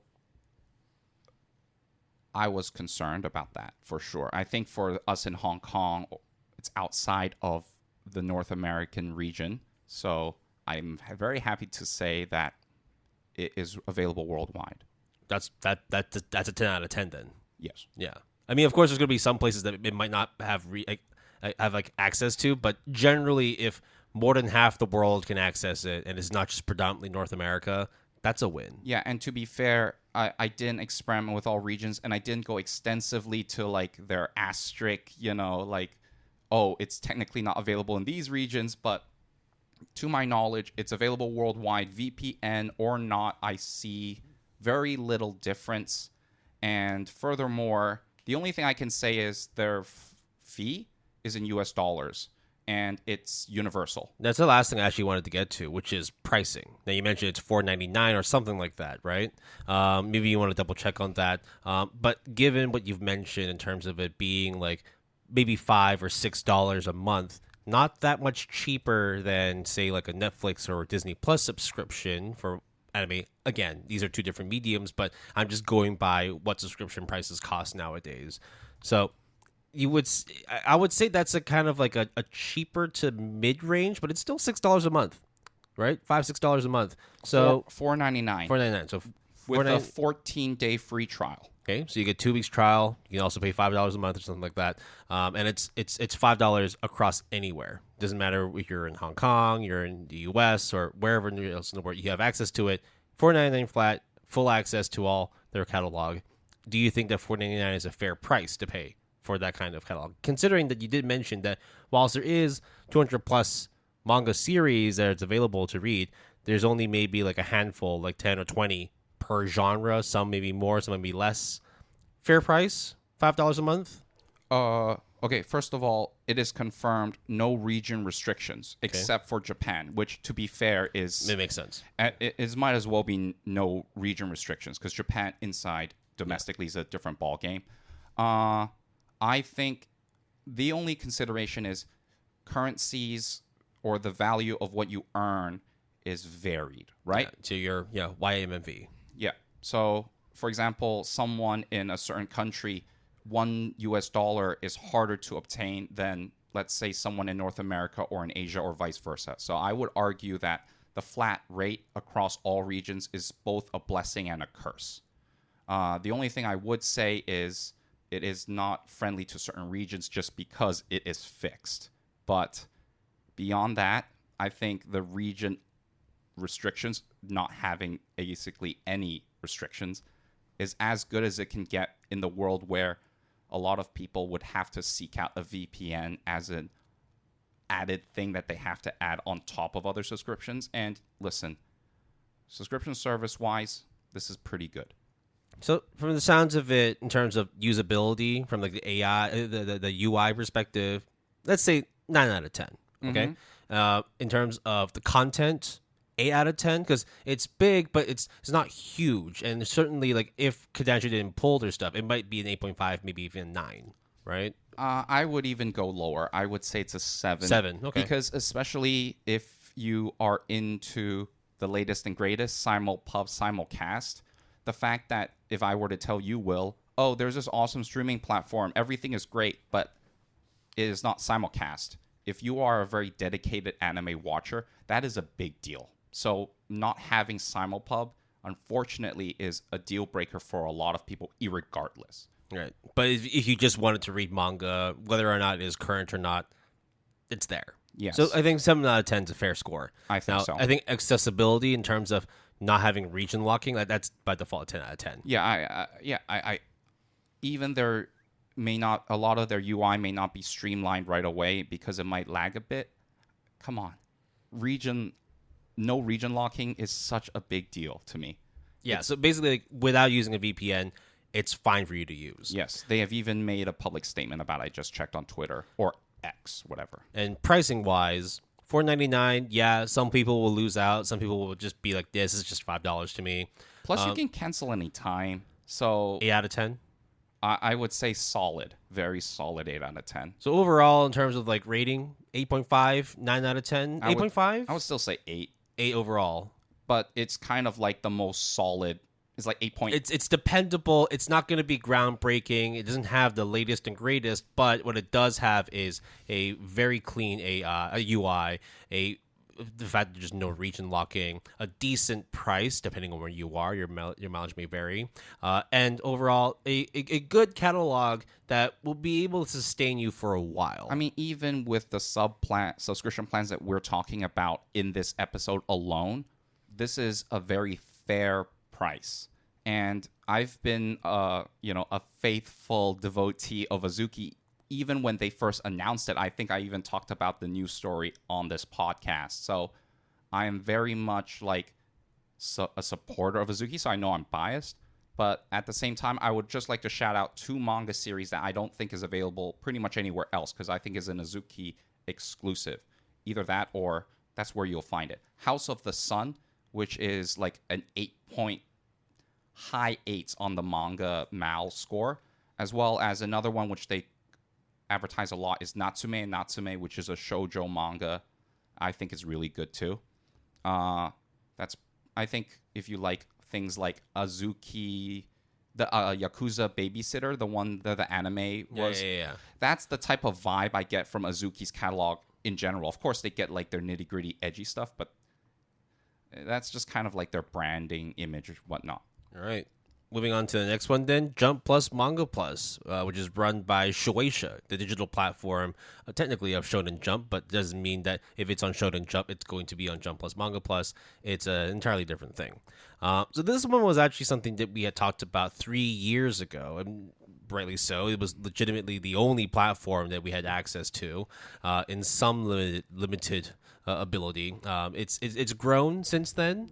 Definitely have like more regions that are accessible to it now, but I think there's still kind of like a sort of gray area in terms of like subscription base, paid, like wholesale. Because I think it's tied to the app store that you're purchasing from, and that has very heavy region kind of locking to a certain extent because it's tied to either your Apple ID. I'm not sure about Android because I don't use it. Not being biased in that sense. I'm just saying that the Apple Store I know is like very much fixed in terms of the region. That's why things like K-Manga is inaccessible to both Will and I, even if we're willing to shell out the money for it. So what I would say about Jump Plus Manga Plus, if you are in North America, it's either like $1.99 or $2.99. It's very cheap per month. So there is that. And what can you say other than this is the series if you like, hello, Weekly Shonen Jump? There's nothing else to say about it. The manga platform, not the manga platform, yeah. The amount of series on there is very much catered to the shonen genre, as it should. And everything is very accessible and also very non-intrusive in terms of their ads, because they usually appear in the end. You can see comments very easily at the end, and the usability is really good. Also, because of a deal I think they made, and we reported on the news story, you will see that a lot of the series are actually available for free as a one-off. And at first, they were like, the news story was like, oh, it can only exist past a certain point. But actually, for me at least, it has stayed free. But if once I read it once, it's then like gone. Because we don't have a subscription plan, we can't access it again. That being said, there are a lot of series on there that are completely free. End of story. You can do whatever you want with it on the app and reread as many times as you want. Yeah. Any notable series you want to talk about from there? It's so easy to talk about like the Chainsaw Man stuff, but or like the Spikes Family, but let's talk about even if Slit Your Mouth. What's it called again? Even if you slit my mouth. Yeah. That's one that I like. That's always free. It's got a very creepy sort of cover to it, but it tends to be a lot more wholesome than creepy. It's actually not that creepy. It's super wholesome romance, which I like that dichotomy. It's great. Akane Banashi obviously is on there. Cypher Academy is on there. Blue Box is on there. It's just such an easy platform to recommend, and with that price of $199, $299, it's great. Now, within the context of it being cheap and also having a pretty big catalog, and simulpub, yeah. But at the same time, accessibility, right? Like which regions are able to use the platform, because has it grown since then? Because before I think it was like U.S., Canada, Mexico, India, and a few other places. Has it grown since then? Well, technically it has, because it went from North America to those regions, but to my knowledge it has not come to Hong Kong or other regions. I think maybe in Korea or other places, or like in Brazil maybe, but not to my knowledge it being worldwide. Yeah. Or what would many consider worldwide. But the free stuff is free. So irregardless of region locking or not, the subscription plan is only the region locking. So yeah. So UI wise, better, worse than Azuki, or about the same? Better. I think just because of their infrastructure is done more elegantly in terms of like the loading, the transitioning from chapter to chapter. It's just easier and more smooth. I don't think besides that, you can't go that much wrong. But surprisingly, the two platforms we're going to end this episode on fucks it up. But I thought it's good for Jump Plus, Manga Plus. So UI-wise, you gave Azuki's a 9 out of 10. Yeah. Where does this one stand then? 10 like no complaints at all, 10 out of 10? 9.5 maybe? I would say, sure. Or do you want to bring down Azuki's to 8.5 and maybe put Jump Plus on around 9? Yeah, I'll make that call back. Content wise, I mean it's fucking Shueisha, right? Yeah. So it's gonna have. I would say 10 out of 10. Yeah, and they do re-releases like was it Rosario Vampire? Rosario Vampire. They do a lot of like they call re-editions. Unfortunately, they also I think they also do like colored editions too, right? So they'll do like a regular black and white when it first released, and then when they get up to speed with like the colored variants, then they start actually implementing. I think they had like One Piece on there that was in color. But here is the start, Will, of if you are familiar with video game companies and microtransactions, is going to be the start of this kind of iffy gray area, which is, in order to convince you to reread those or re-release those, they decide to color it. Of course, those take effort, no doubt, right? But because of that, they can then have the opportunity to kind of upcharge you or upsell you. And unfortunately, it's like varying degrees of like, is this okay with me or not? And it's subjective to everyone. But well, I will tell you, reading colored One Piece is way better than black and white One Piece. But is paying the extra like worth the added feature? It depends. It really depends on what you care for. If you just want to read manga, you don't care about like whether it's colored or not, then don't pay for it. That's basically it, right? I mean, you can't really say much else. So let's talk about accessibility. And the accessibility has to have an asterisk to it, Will. Because you will now hear what is called Reader's Daily Limit implemented. And Jump Plus and Manga Plus and the other two platforms that we talk about do this. You can't read past 100 chapters per day. Now, you might be like, that's crazy. Who reads that? But to have that daily limit imposed, now, I don't know if the sub plan removes that or not. To my knowledge, though, it doesn't. So you're capped. I think the only thing that the sub plan gives at $199 or $299 is you are not allowed. You have access to literally everything versus what they kind of offer you free of charge. So I'm not entirely sure if the sub plan removes that cap. I know Azuki has no daily reader limit. Oh yeah, can confirm. You cannot read more than 100 chapters on Shonen Jump or Jump Plus. 100 chapter daily limits. So if you're a subscriber, you need to read more than 100 chapters. You gotta wait till the next day. Exactly. But still, though, $199. I have nothing against that price point. I have a problem with having a daily reader limit in the first place. If it's some kind of like parental control or something that you can enable or disable, that's one thing. But my opinion is, if I pay for your subscription plan, there should be no reader's limit. Like if it's free. But you know what this means, right? They'll just introduce a $3.99. You can read how much you want. Well, they haven't. That's the only, I guess, other caveat. Who knows? And this is exactly why the microtransaction stuff is going to be, from here on out, like really important to kind of distinguish and kind of talk about. But as it stands, it's a very good service. 8 out of 10, 9 out of 10? Yeah, I would say 8 out of 10. Moving on to the next one, K-Manga. Now, we don't know shit about K-Manga because we can't access it, right? It's, I think, region locked to the U.S. only, or North America. Okay, well, here we go. Yes, K-Manga is the manga app for Kodansha. It has been released, but it's only available in the U.S., with the web version currently either in progress or unavailable or whatnot. So I am going to go to the K-Manga App Store.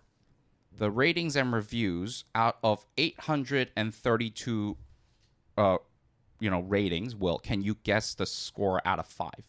3.2. Lower. 2.7. Lower. 2.2. Lower. Wow. 1.2 out of 5. So you might be wondering, what the fuck is that all about? Now, as not using the platform, I have done a lot of like YouTube or like web stuff. They implemented a ticket system, Will. And the tickets that are available is essentially premium or non-premium tickets, the free tickets versus paid tickets. When you pay for a ticket, well, you can unlock a manga. Great, right? It's only available for 72 hours. So it's time locked. You're paying for a rental, basically. Correct. And how much are you paying for those tickets? You don't know because you're not in America. So Yeah. I don't have access to it. But here is the beginning of the scumminess. Because Will, let's take an example, which I am going to also use for Manga Up. But let's say Full Metal Alchemist, because that is actually that was my example for Manga Up. What is a good Kodansha property? Blue Lock, right? Oh, yeah, Blue Lock. Let's do that. All right. Let's say you want to read Blue Lock the manga from beginning. What would you do? You buy it. Otherwise, Okay. you subscribe, and if you can't subscribe, then you pay tickets to read it. Sure. So you access, you click on the series, and then you see all the chapters, right? But then all of a sudden you go to chapter 1. It's like, why is chapter 1.1? Why is chapter 1.2? And then you realize when you clicked into it, it is actually 4 parts of one chapter of a manga. Each of those, you have to pay a ticket that is only available for 72 hours. On top of all that, when you scroll through, there is a mascot like midway. Apparently, I was watching this YouTube video. I think it is Her Mother's Basement. So it's like the like the accompanying channel of My Mother's Basement. So it's like the female host. I forgot her name. I'm so sorry. But she tried to access this, and page 10 of 12, she got a advertisement of part 1 of chapter 1.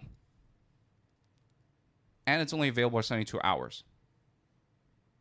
Also, she screen capped it to kind of show the viewers, and a pop-up happened, which a lot of people have reported on, and says, you're forbidden from taking screenshots. If you do it again, you get banned. That's fair. Right. But if you do it by accident, let's just say, then you get banned, and it's kind of sus. Well, it's hard. I mean, like, for example, like if you're streaming on Twitch and all of a sudden there is copyright music playing in the background, but you're not playing it, someone else is, like, you could still get banned for that. So I understand in terms of like protecting your property, like you have those in place, and whether or not you say it's harsh or not, it has to be there because they need to protect their own end. So I don't really see a problem with that, but I do have a problem in the fact that if you're paying for something, you're not actually getting full access to it, not even a chapter, that you actually have to pay 4 installments to be able to read a chapter. So I did the math for a particular series for Manga Up, and K-Manga follows the same principle, okay? So I used Full Metal Alchemist because it was available on Manga Up, because I think Gagan is like the publisher. Square Enix is the publisher of.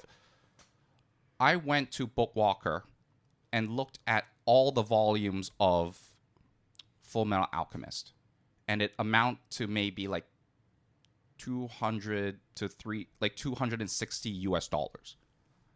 Reading each chapter, if I were to pay money for it, using K-Manga or Manga Up, you reach that when you get to like volume 4 or 5. So you're paying well over $1,000 just to be able to read Full Metal Alchemist on Manga Up / K-Manga. That is already finished. That is time gated for some reason, and each individual chapter is split into 3 to 4 parts, and then, oh yeah, I think each ticket is $1 or 99 cents, and then after 72 hours, you don't get it anymore. So you're talking about paid tickets. What do free tickets do?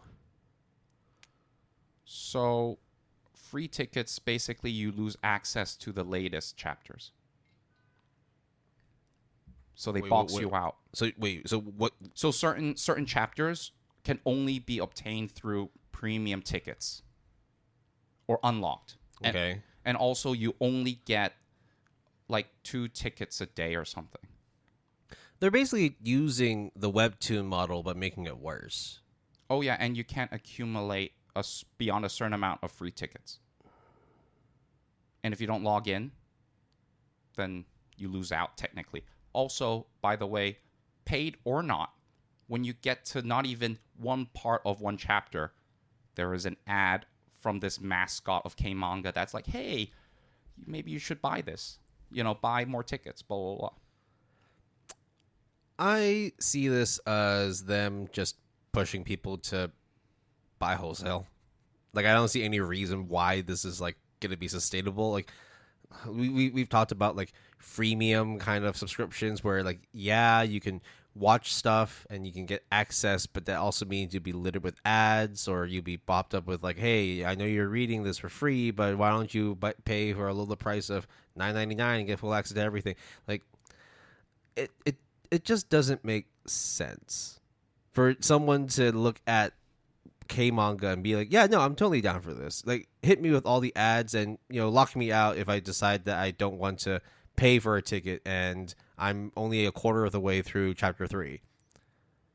Even if I've already paid like $12 to get to this point.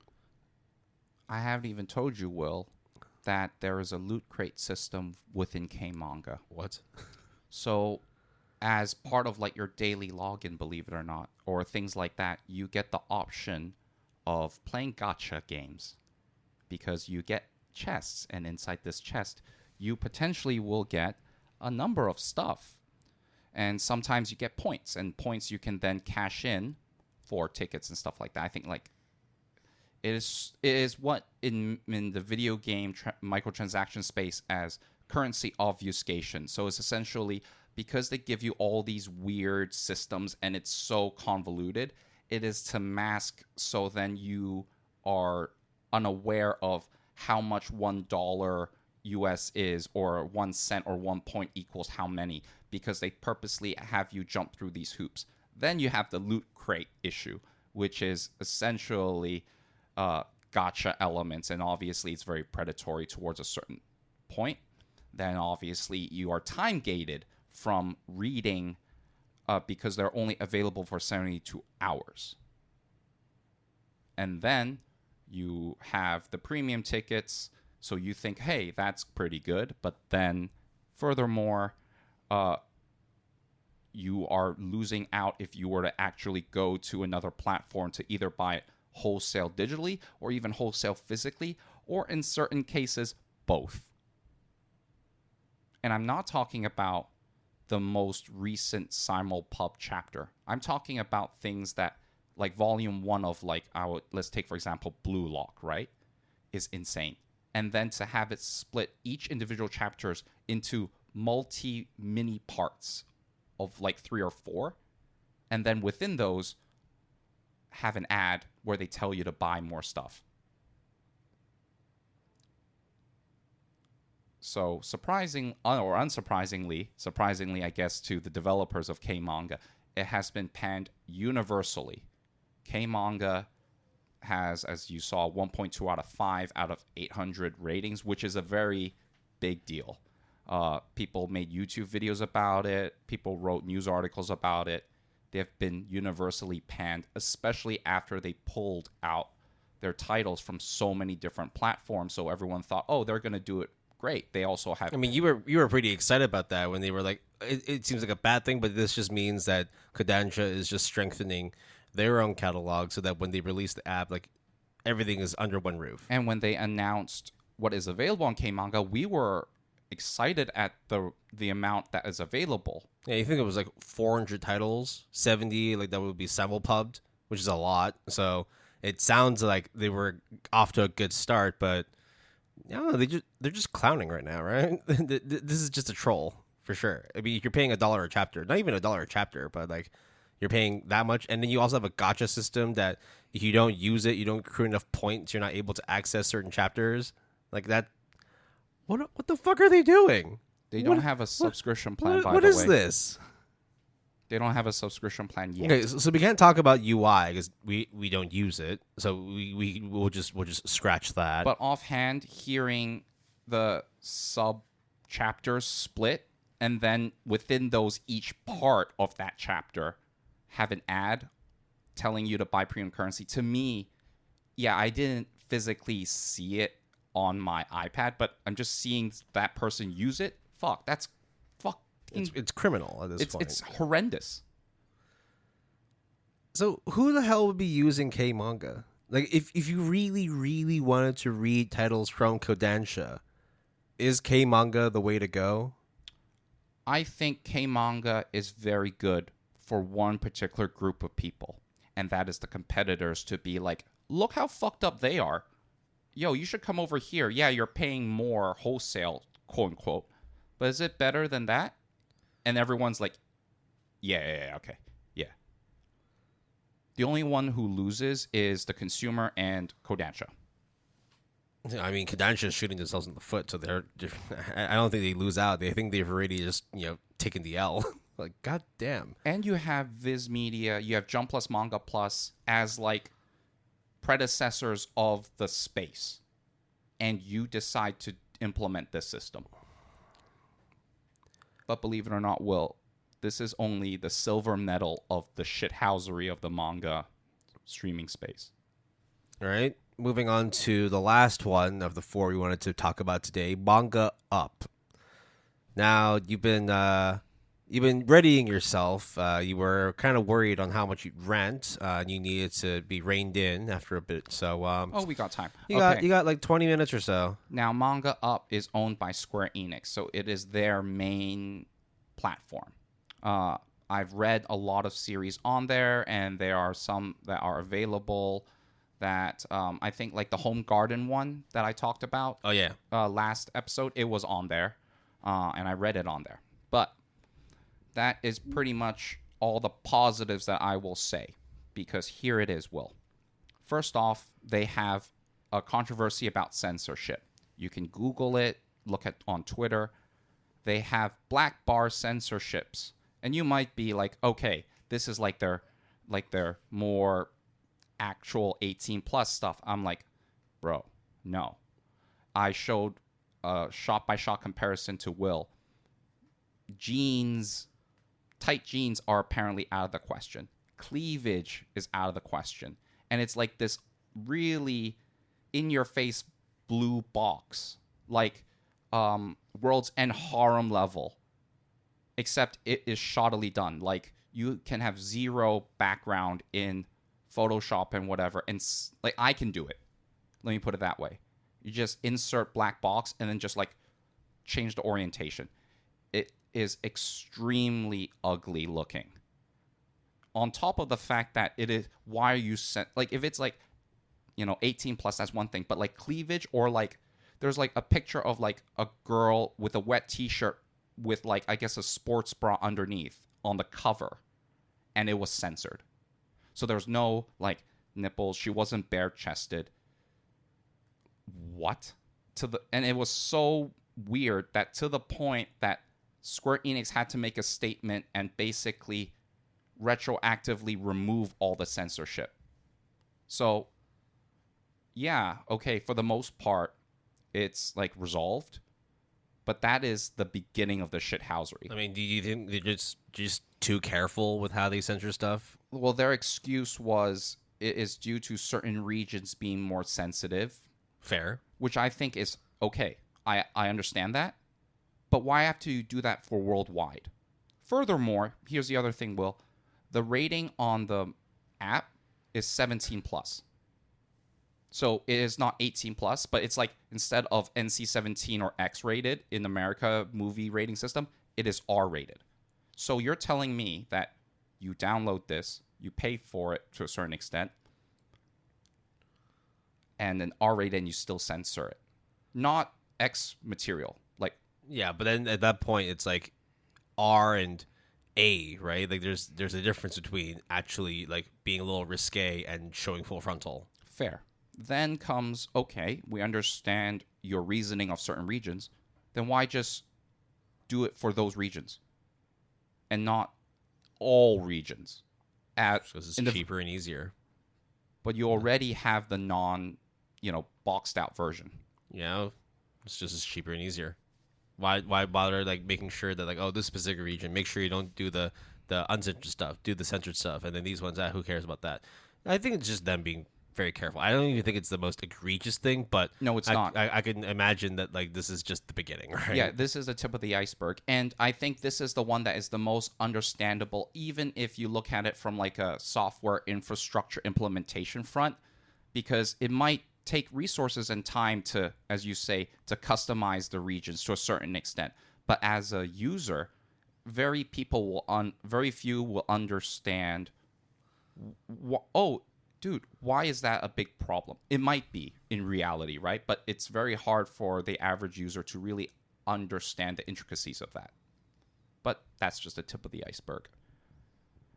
All right, well, so we then go into their currency-based system because let's talk about it.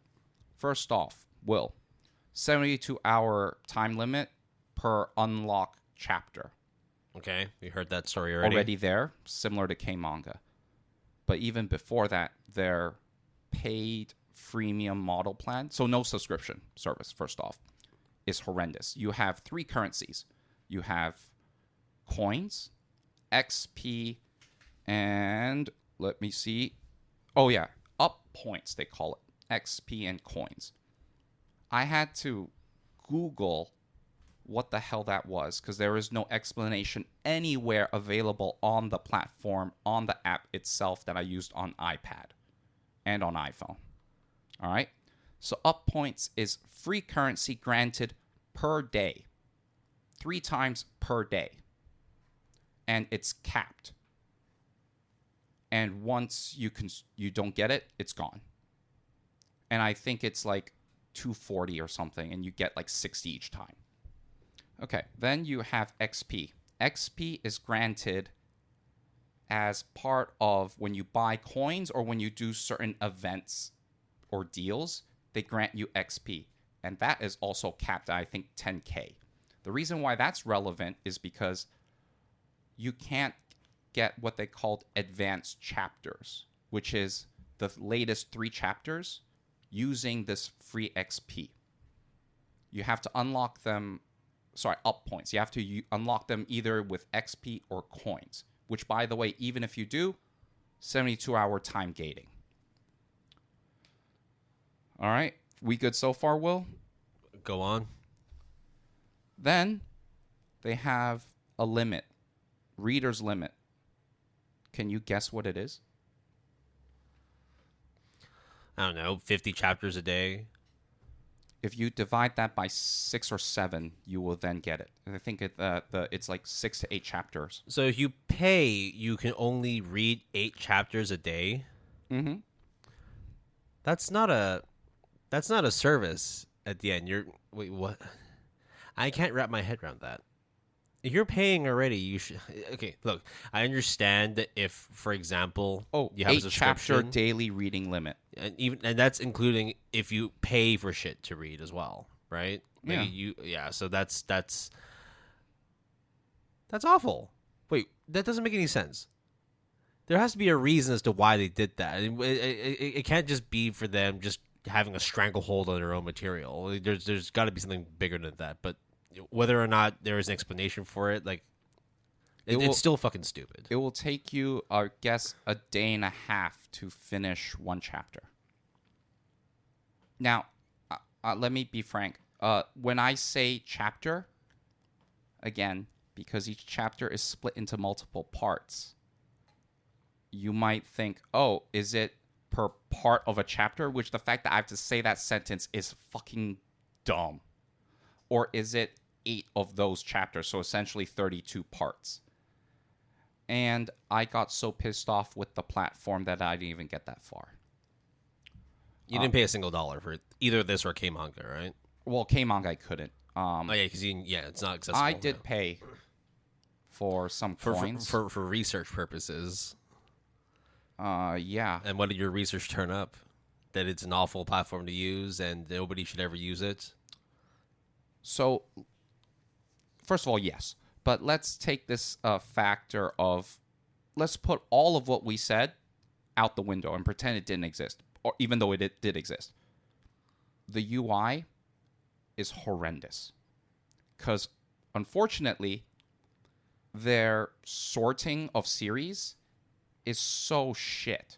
Because when you click on let's say you read in the middle of a chapter, and then you had to, turn off your iPad or your device because you have other stuff to go through and you come back. When you click on it again, they will ask you, oh, do you want to continue where you left off? And you're like, okay, sure. It jumps to the next fucking chapter. Then, when you say, okay, let me unlock shit, right? Because I want to read. I used up all my free points. You have no choice over which gets spent. There's a hierarchy. Coins get spent, then XP, then up points in that order. Of course, with advanced chapters, up points, the free currency is out of the question because you can't use them, period. So you have no choice into how you use the coins.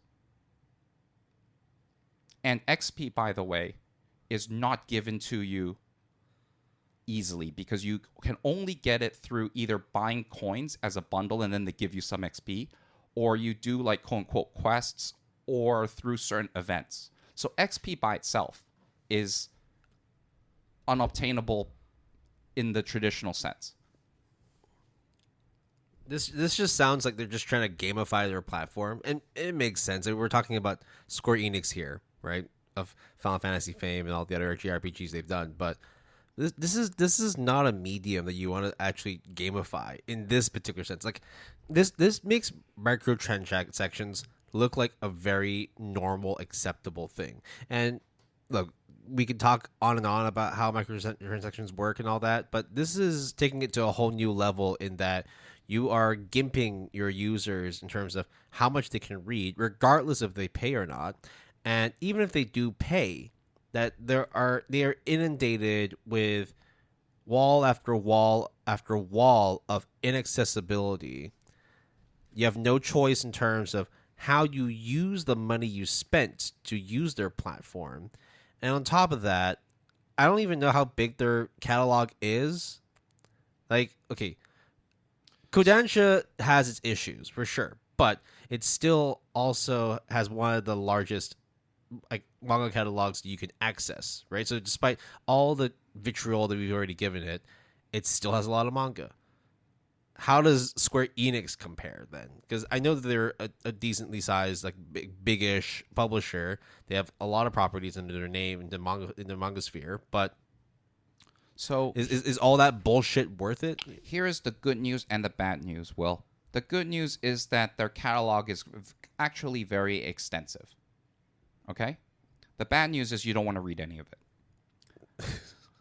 Is this a subjective opinion, or like where is this coming from in terms of this is stuff you don't want to read? If you like isekai, though, I guess, then yeah, sure, read it. Okay, but then that's fine. Yeah, let's take out that last point because that seems a little bit more subjective. Then you basically cut out 70% of what is available. Okay. This is like more of a personal thing, I guess, because it's obviously according to taste. But a lot of their manga series, because again, like the first chapter or two, I think is available for free because that's kind of standard practice. A lot of their mangas are very mid, like a lot. I would say there are obviously like some decent ones. I think there are certain ones that's like Yamada. There's like a Psychic Yamada. There's like I appreciate that you started off with this being more subjective because you could say the same thing about Azuki, or you could say the same thing about Jump Plus, right? There's a lot of mid to trash manga series there. So I wouldn't say it's a point to critique. What I would say though is that when you mentioned that removing isekais from their platform is basically taking out 70% of their catalog, that I have an issue with. And it's not so much that like, oh, like I'm a hardcore isekai fan. I'm trying to like root for them. It's more just I get that it's Square Enix, but when you use a streaming platform, more often than not, you want to have variety. You want to have choice. And if not being interested in isekais means you only have 20 to 30% of what's available to choose from, that's not really a service that I want to sign up for. Like, I get that if I'm going to a McDonald's, I'm going to be eating McDonald's, but at least they have burgers, they have wraps, they have nuggets, they have fish fillets, they have fries, sundaes, and whatnot, right? It's like you go to a restaurant, it's like, oh, we are out of this one thing. Okay, what else do you have? We kind of don't have anything else. That's what it comes off as. It's not a service that actually provides much benefit to the user because you're limiting the user's choice in what they can read. Now, let's say, okay, fine. Square Enix, poses themselves as like the biggest isekai manga platform. Fine. Go with that. But at the same time, when you start implementing the limitations of how much people can read, how you can freely choose to use your currencies, whether it's points or XP or coins or whatever the fuck, I don't see how there's any benefit to anybody using the Square Enix platform, the Manga Up platform. Right now, taking the personal biases aside in terms of like whether or not a manga is good or not, I don't think that really amounts to much of a discussion there. But what does like actually kind of grind my gears is that you're so pompous in terms of what you have that you put people through so many hurdles just to be able to read one chapter, not even like one volume, one chapter of manga. The costs are unsustainable. The fact that you basically tell people, if you want more points, you can get them, but you aren't able to spend them because you've already spent enough. Like, wouldn't you want people to actually spend more money to use your platform? If you're going to be charging people per page or per chapter or whatever model you go for, why stop people from spending money on your platform? Right? Charging people per page is already egregious as fuck. But when you tell people, okay, pay us money, but you can't pay us now, you pay us this much, and then tomorrow you pay more. Like, is this a service? Are you doing us a service? Are you telling us to not overspend? Because that doesn't come across like that. What it comes across as is you're making us spend money, but you're not letting us use the service after spending X amount of money. Yep. So, Will, let's do a live recording demonstration. I'm having the manga app on my iPhone opened. Let's do a show that we both like, Kagegurui. Okay. It's published by, Square Enix, I think on Joker. Yeah. Or Gagan. Yeah, Okay. Joker. Yeah, either one. Chapter 1, 6 parts. Okay? 6 parts. So it's like what, like 9-10 pages each. So that's like what, like $1 per 10. That's fucking insane. Paying 10 cents a chapter, a page. 14 pages per part. You could go to a fucking like store and print pages for like 1 or 2 cents a page. Yeah, Jesus Christ. Look at those prices. So, first of all, your up points are restored 2 times per day. It is 9 p.m. and 9 a.m. JST, so it's 8 p.m. Hong Kong time. 160 points, which essentially is, let me just look at a chapter right now. Oh, and certain series are just completely blocked unless if you do paid currency. Oh, I haven't even finished yet, Will, because let's get into content warnings. Now, I understand that if an app is rated 17 plus, as we alluded to earlier with K-Manga, it's kind of like, okay, I get it, because that's the upper limit, the ceiling, right? So you still want to put warnings. Let me read off their content warning list of like, there is things like murder, rape, criminal behavior, gender themes, religious themes, discrimination, self-mutilation, mature content, burglary, and my personal favorite content warning. I'm not saying that this is a good thing. You called it unfortunate events is a content warning. Okay. Now, some of those tags for content warning is kind of what? Like, it's a bit like I don't quite get it. Especially, I mean, some of them make sense, of right? course, like the rape and the murder and like the sexual stuff, but the like, self-mutilation and all that. Like that's heavy stuff. But the problem is when you use those content warnings and you group them in with stuff like unfortunate events, where it's like, I wouldn't put murder and unfortunate events in the same basket. So, Will, out of those that I mentioned, which one do you think is applicable to Kagegurui? Sexual violence, I guess self-mutilation as well, because there are a couple of scenes. I'm not going to go into it because that will spoil. I guess gambling in one sense, is that a content warning? Because that's pretty. If you want to take it on a serious level, yeah, that's pretty fucked up. I mean, what content warnings does Kakegurui flag up? Violence, self-mutilation, criminal behavior, discrimination. Yeah. Okay. So no gambling. Interesting. I'm surprised that the gambling one is not on there, even though it's like legitimately the biggest issue that anybody would have. Okay, fine. Look, Kakegurui does have its problems. We get that, right? and we watch it not for like plot or whatnot, but we watch it for quote unquote plot. There's certain things that drag the eye of the watcher to Kakegurui, but it's also if and in this sense, like when you market your app as a 17 plus application, you are putting the onus on the user, the consumer, the subscriber to make the decision, am I 18 or up, or am I of age to be able to use this? Now, of course, that doesn't apply to everything because, let's say, for example, GTA. Loads of people play GTA before they're 18, even though it's marketed as an R-rated game. That's fair, right? That shit happens. But in this particular sense, it makes me feel like Square Enix doesn't believe us as the user is fully aware of what's right or wrong, what's black and white. Like, there's a lot of fucked up shit that is like gray area that you could see both sides, but wouldn't you want the readers to kind of make that decision for themselves, like not treat us as as children and like mollycoddle us through reading anime? And there's manga? a reader limit too, so we are being coddled further. Yeah, but so, here's the thing: burglary, things like murder and rape, that's like fucked up, right? It is in manga, it is in just live action media. It's for better or for worse. Man, if that's the case, then Home Alone would be censored, right? But why is burglary and criminal behavior separate?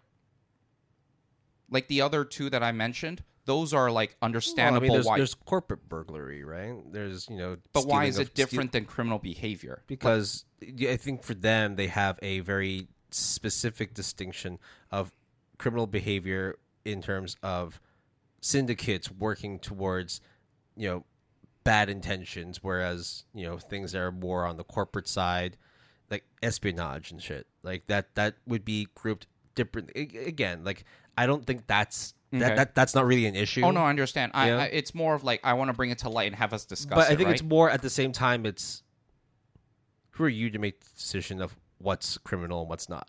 So I guess like that's the kind of thing where it's like it's not so much that they're playing God. It's more that they're the judge in a courtroom and they've never studied law. Right. And then let's take another series, My Happy Marriage. Oh, that's content warnings? Yep. Bully and discrimination. Abuse, I suppose, yeah. That makes sense because that's the themes. But the problem is they just say bully and discrimination. So before you even read it, it's like in your face, like, oh, here it is, guys. Look, I think... So then, but you're putting in the same ballpark in terms of broad definition as Kakegurui, which on some level, I get it. But on the other hand, the level and to the extent and what the bullying and discrimination is so different. I think where this comes into, and again, like this is my opinion only. I think this is over conservative behavior overriding sensibilities that the average person can look at it and be like, yeah, no, I get that these are messed up things, but that's also part of what drives the plot. That's also what drives the story. You then think, oh, we give you this warning because we don't want to over-sexualize certain characters. We don't want to promote criminal behaviors and whatnot. This is basically back on the video games that are violent, make people violent bullshit. Like this is exactly what it is. Well, and they're trying to be too careful with it, and it makes them come across as maybe too woke, maybe too snowflakey.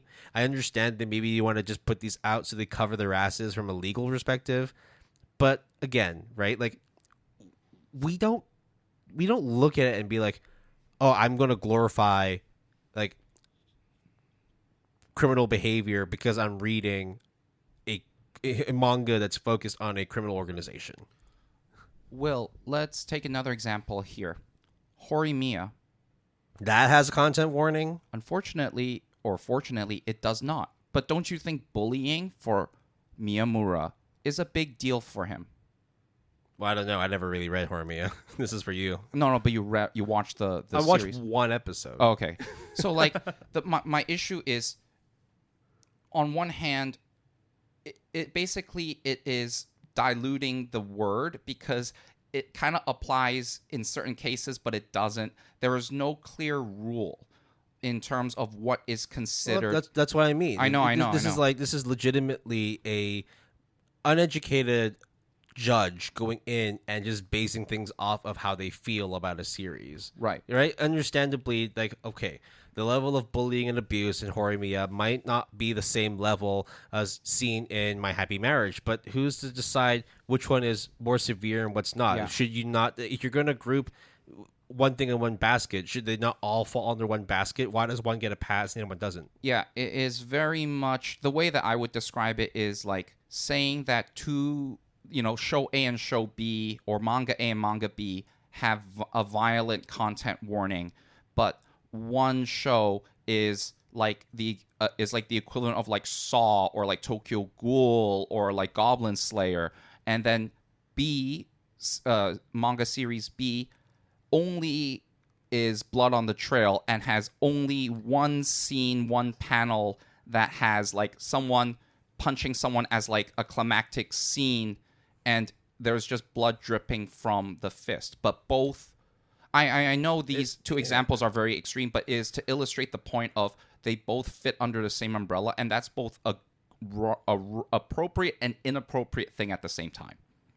Does this platform even warrant a score in terms of usability? Because look, can we go into the negatives? Do you think that's even possible? Like on this metaphorical rating scale that we both imposed on ourselves? I think that if you're already at like a 0 out of 10, like that's already like a non-consideration of you being a platform. You know what? I'm going to make a decision. I think it is negative because it not only detracts you from the platform, in certain cases, that is the only place to access the content. Okay, fair. Okay, that's actually a very good point. So like they do have exclusives, right? Right. So in the case of like K-manga, right? Yeah, Kodansha fucked up, and then until they get their act together, you can at least still purchase it out like other venues and avenues. Yeah, you might have to pay quite a bit, especially when it's per volume or per chapter. But they're not like strangleholding everything and not letting you access it's it. It's very clear cut. You pay for this. It is in US dollars. You don't have to pay whatever currency. Sometimes in Bookwalker's case, you get like a coin back or like certain rebates back. It's even better. But here, it's like you can't even get that privilege. It doesn't even deserve to be an app. And so let's now talk about the Fullmetal Alchemist example that I wanted to say. Fullmetal Alchemist is completed, the manga series, all finished. You can get them online, offline. They're published by Square Enix. Yeah. On the platform, they have all the chapters listed. Of course, each chapter is in 4 parts because standard for the course. Yep. The free chapters that are already available elsewhere is not unlocked until November 15th, 2027. They even told you. Yeah. They're trying to maintain that exclusivity, I suppose, but it's also like, who hasn't read Fullmetal Alchemist by now? Yeah. And the audacity to even time gate you and tell you, oh, yo, you want to wait like 5 years later? Bro, we got you covered. Here it is. And then all that does is convinces other people to go elsewhere. What this basically tells me is just you have a monolith in Square Enix, not just in like video games and manga publishing. They're an entertainment business, right? They have the people already in place that are running the manga side of Square Enix. Yet it does not seem that any of them have any control in terms of how the manga can be distributed on an online platform. It seems to be run by a team of businessmen and businesswomen that just look at it and be like, how do we extract every single cent that we can get from this platform? Okay, we'll charge people. They can read whatever they want. No. We charge them, but they can't read more than 8 pages or 8 chapters a day. We want to make it so that it's like a subscription base, and that we keep people on the platform for as long as we can, and limit their access to our platform when they've reached that limit. Oh, okay. Sure, fine. I guess that works. Oh, and by the way, we're not gonna let them see everything. Oh no, we had that. No, as in like we're not gonna let them see full panels because we're just gonna censor a bunch of shit because we don't want to get into a legal fire with anybody. Okay, so how do we categorize what's censored, what's not censored, what gets content warnings, what does not get content warnings? Oh, that's up to us to decide. We'll figure it out later. Sure, okay, I guess we roll out the platform. Great, and then they get bombarded with a lot of vitriol because this just does not sound like a platform anybody should use. Even if you have exclusives for stuff, it's just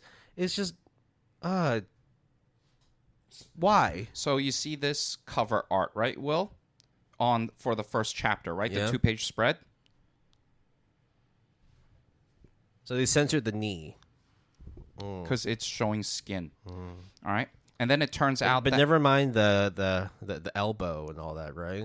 I guess, like, everything below the knees and shins and feet is a big deal. Oh, it's because of the thigh culture and all that. And earlier when you talked about how essentially businessmen, women who are not reading the room in terms of the landscape, the industry, and are just... looking at the money. Yeah, and like bulldogging, like headstrong, like their way, like charging through. If you look outside of the manga space and into Square Enix, the company...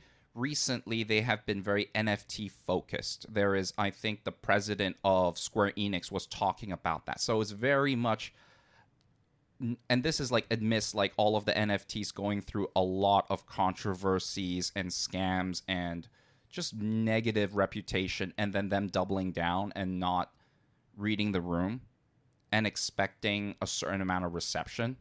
Or, okay, I understand as someone who actually doesn't know anything about software development or the manga space, you want to like squeeze blood from a stone and be like, why are we offering them unlocks of a series that they paid for forever? We can charge them again after 72 hours, right? Oh, I only read it and I won't reread it again. So for a lot of people, it wouldn't matter. And I'm like, yes, maybe what you're saying is true. But the act of having that restriction to a certain extent is already like a sign of bad faith. Then on top of all that, you go, oh, okay, we want to have like an XP thing because it's video games and whatnot and all that stuff. But then when implemented in such a unelegant and actually destructive for the thing that even you want to accomplish as a businessman or business organization, that's really terrible because in essence no one wins. That's kind of the issue. On top of everything of being predatory and stupid and obfuscating, the fact that it is so destructive and harmful to your own brand, right? Like obviously us as consumers, Well, I mean, they got FF16, so well, I meant their Yeah. manga division, but yeah, they have FF16, which also didn't do very well either. they're So not. Oh. yeah, I would have thought that after Final Fantasy 15, that one got some pretty decent showings, but now it's a. Oh no, they just didn't make their money back, I think. But that's always. I think it was received well. Yeah. So Same thing with the Chainsaw Man, right? Received well, but didn't meet the corporation's expectations of how much success it should have garnered. Right. But like that's neither here nor there, right? We're talking about the manga here. Fuck this platform. There's just nothing else to say now, right? What else more can we go into, right? The more shit we talk about, it's just negatives. Like there's nothing that's good about this platform in terms of like it's subscription based because it doesn't have one. No, there is one thing that is extremely good. You ready for this, Will? It is their competitors to go, bro. At least we're not them. Ha ha ha! Come over here instead. Are you grouping K manga in that? Because they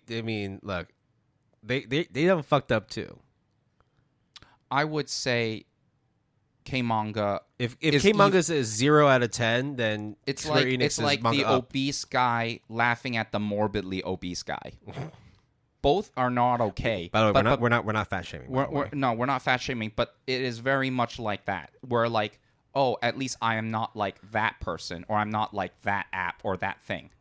That is the most like generous thing I can say about K manga, because it still sucks ass. And then Manga Up, though, I would say rather than it receiving like a 1 or 2 out of 10, because technically it is accessible for K manga in North America, by the way.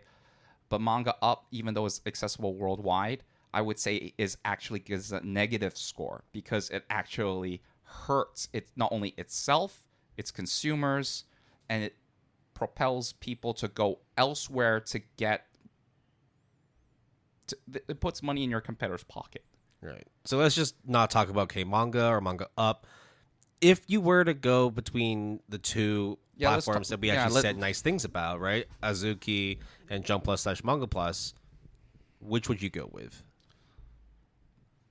Understanding, of course, there's just certain caveats as to one being better, one being not as good and all that, but unfortunately, is it hard to actually be like, I stand by Azuki or I stand by Jump Plus Manga Plus? Or can both coexist at the same time? Of course they both coexist because they are. Yeah. But I have to, unfortunately, even though I'm an Azuki stan, if you will, Jump Plus and Manga Plus, $1.99, $2.99, you can't say no. Yeah. You can't beat that. Even if you have no access to that subscription plan, which in Hong Kong's case, that is the case, we can read pretty much most of the stuff that we want to read on the platform for free, legal, no issues, no ifs, ands, or buts, even though we can't have access to a bunch of stuff. All the stuff that is like fully free to read. Let's just say it this way. You can read Spy Family, you can read Chainsaw Man. Kaiju number 8. That's enough. And there's plenty more you can go on there and just say, hey, this shit's free. And why there is a lot of like axed or discontinued series. Hokkaido Gals are super kawaii or super cute. That one's another one that's free too. Do you think we'll do that for ASAP? Oh no, wait! It's coming out soon. It's coming out soon, so it actually was in contention, or at least in discussion, right? I didn't like it that much. It was okay. Right. But I think just because Azuki's catalog is lesser and the price is greater, and also it's not shonen stuff. Marginally though, right? It's like $199, $299 versus. I mean, like $3-4 difference. It's a lot if you like add it as like a running cost for however long you have the subscriptions. But even then, $4.99 is not bad. I just think Jump Plus and Manga Plus, because it's shonen action, it's just more mainstream, and therefore it is more applicable to the average consumer. It's like Crunchyroll and High Dive. But exactly. You're into the niche. Yeah. The Azuki is your way to go. And that goes into the other thing, not platform related, is unfortunately the only major U.S. North American English publisher that we have not mentioned is Seven Seas Entertainment, because they have not any apps whatsoever. Of course, you can buy wholesale on like Bookwalker and all that stuff. So it's not that they're unavailable. But them having their own app is currently not either in development or there's no news about it, which to me might not even be in their plans. Yeah, and that sucks for me personally, because out of all of the publishers, Seven Seas is just more of like what I like, because not only of girl love stuff, but it's like the High Dive situation of they pick very selective titles. Yeah, but they're really good. I think that's the problem, where it is very selective properties and titles, in that if they were to actually have their own standalone applications, their own standalone service, it would not be sustainable. And I think that is the issue, because the reason why, to a certain extent, there are no subscription plans for a lot of these services, and wholesale is still a big chunk of the manga online space, is because they don't want to let it go. Yeah, it's not as easy to distribute manga and stuff compared to anime. And then you add Simulpub on top of that. It's just less established compared to the anime streaming space, where a lot of the standard practices now were established eons ago in the industry. So I think it's also just because it's, I guess, quote unquote, more profitable to run a successful anime business compared to a manga one nowadays. I paid more for manga. You paid than I have paid for anime probably in my lifetime. If I were to subscribe to all the platforms I currently subscribed until like I'm 60, I did the math. Currently, I already exceeded that amount. Yes, but in this day, right, it's still going to be a point where streaming in general for video content will surpass people reading manga, reading graphic novels and stuff. But I do think it's growing. It's hard to compare the two.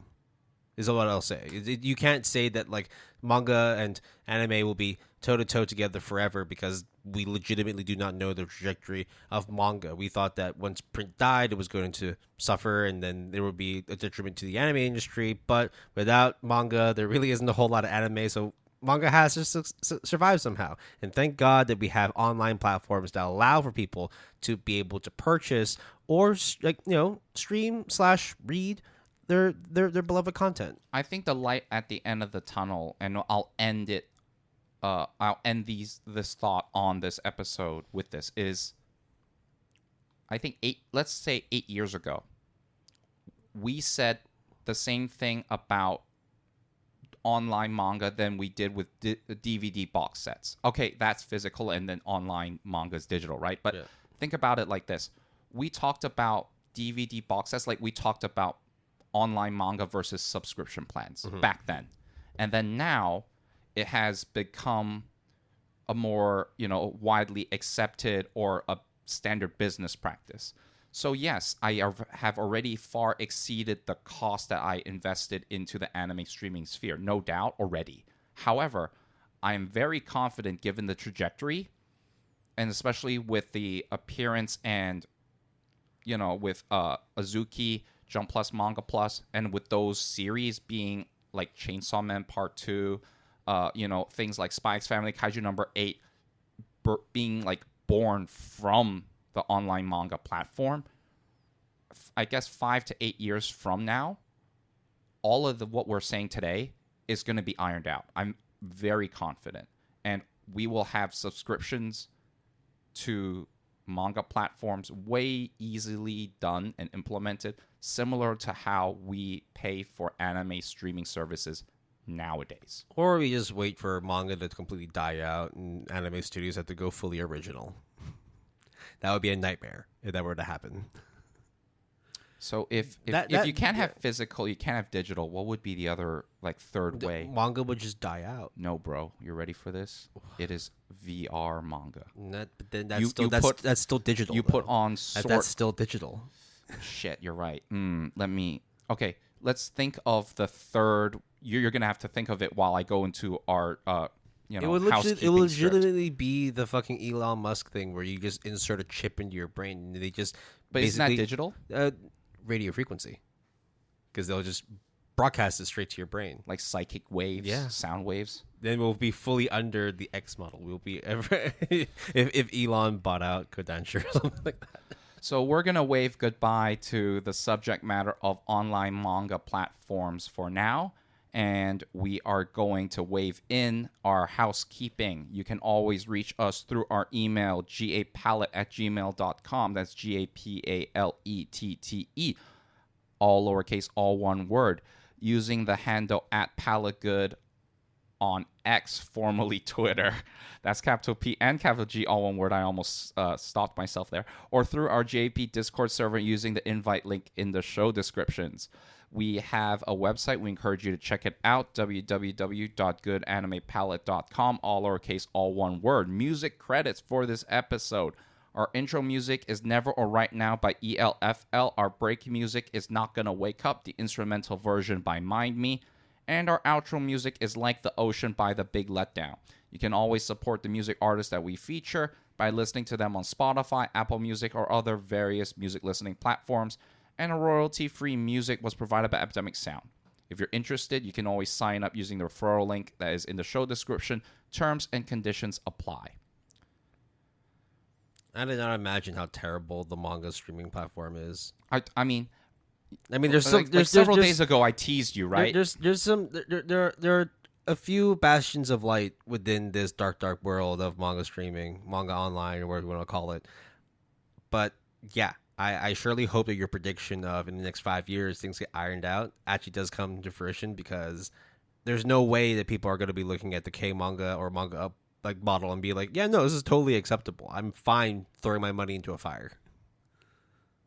Look, they probably will die out in the competitive space. The platform will die, not the people connected to them. Oh yeah, my bad. I need to be extremely clear.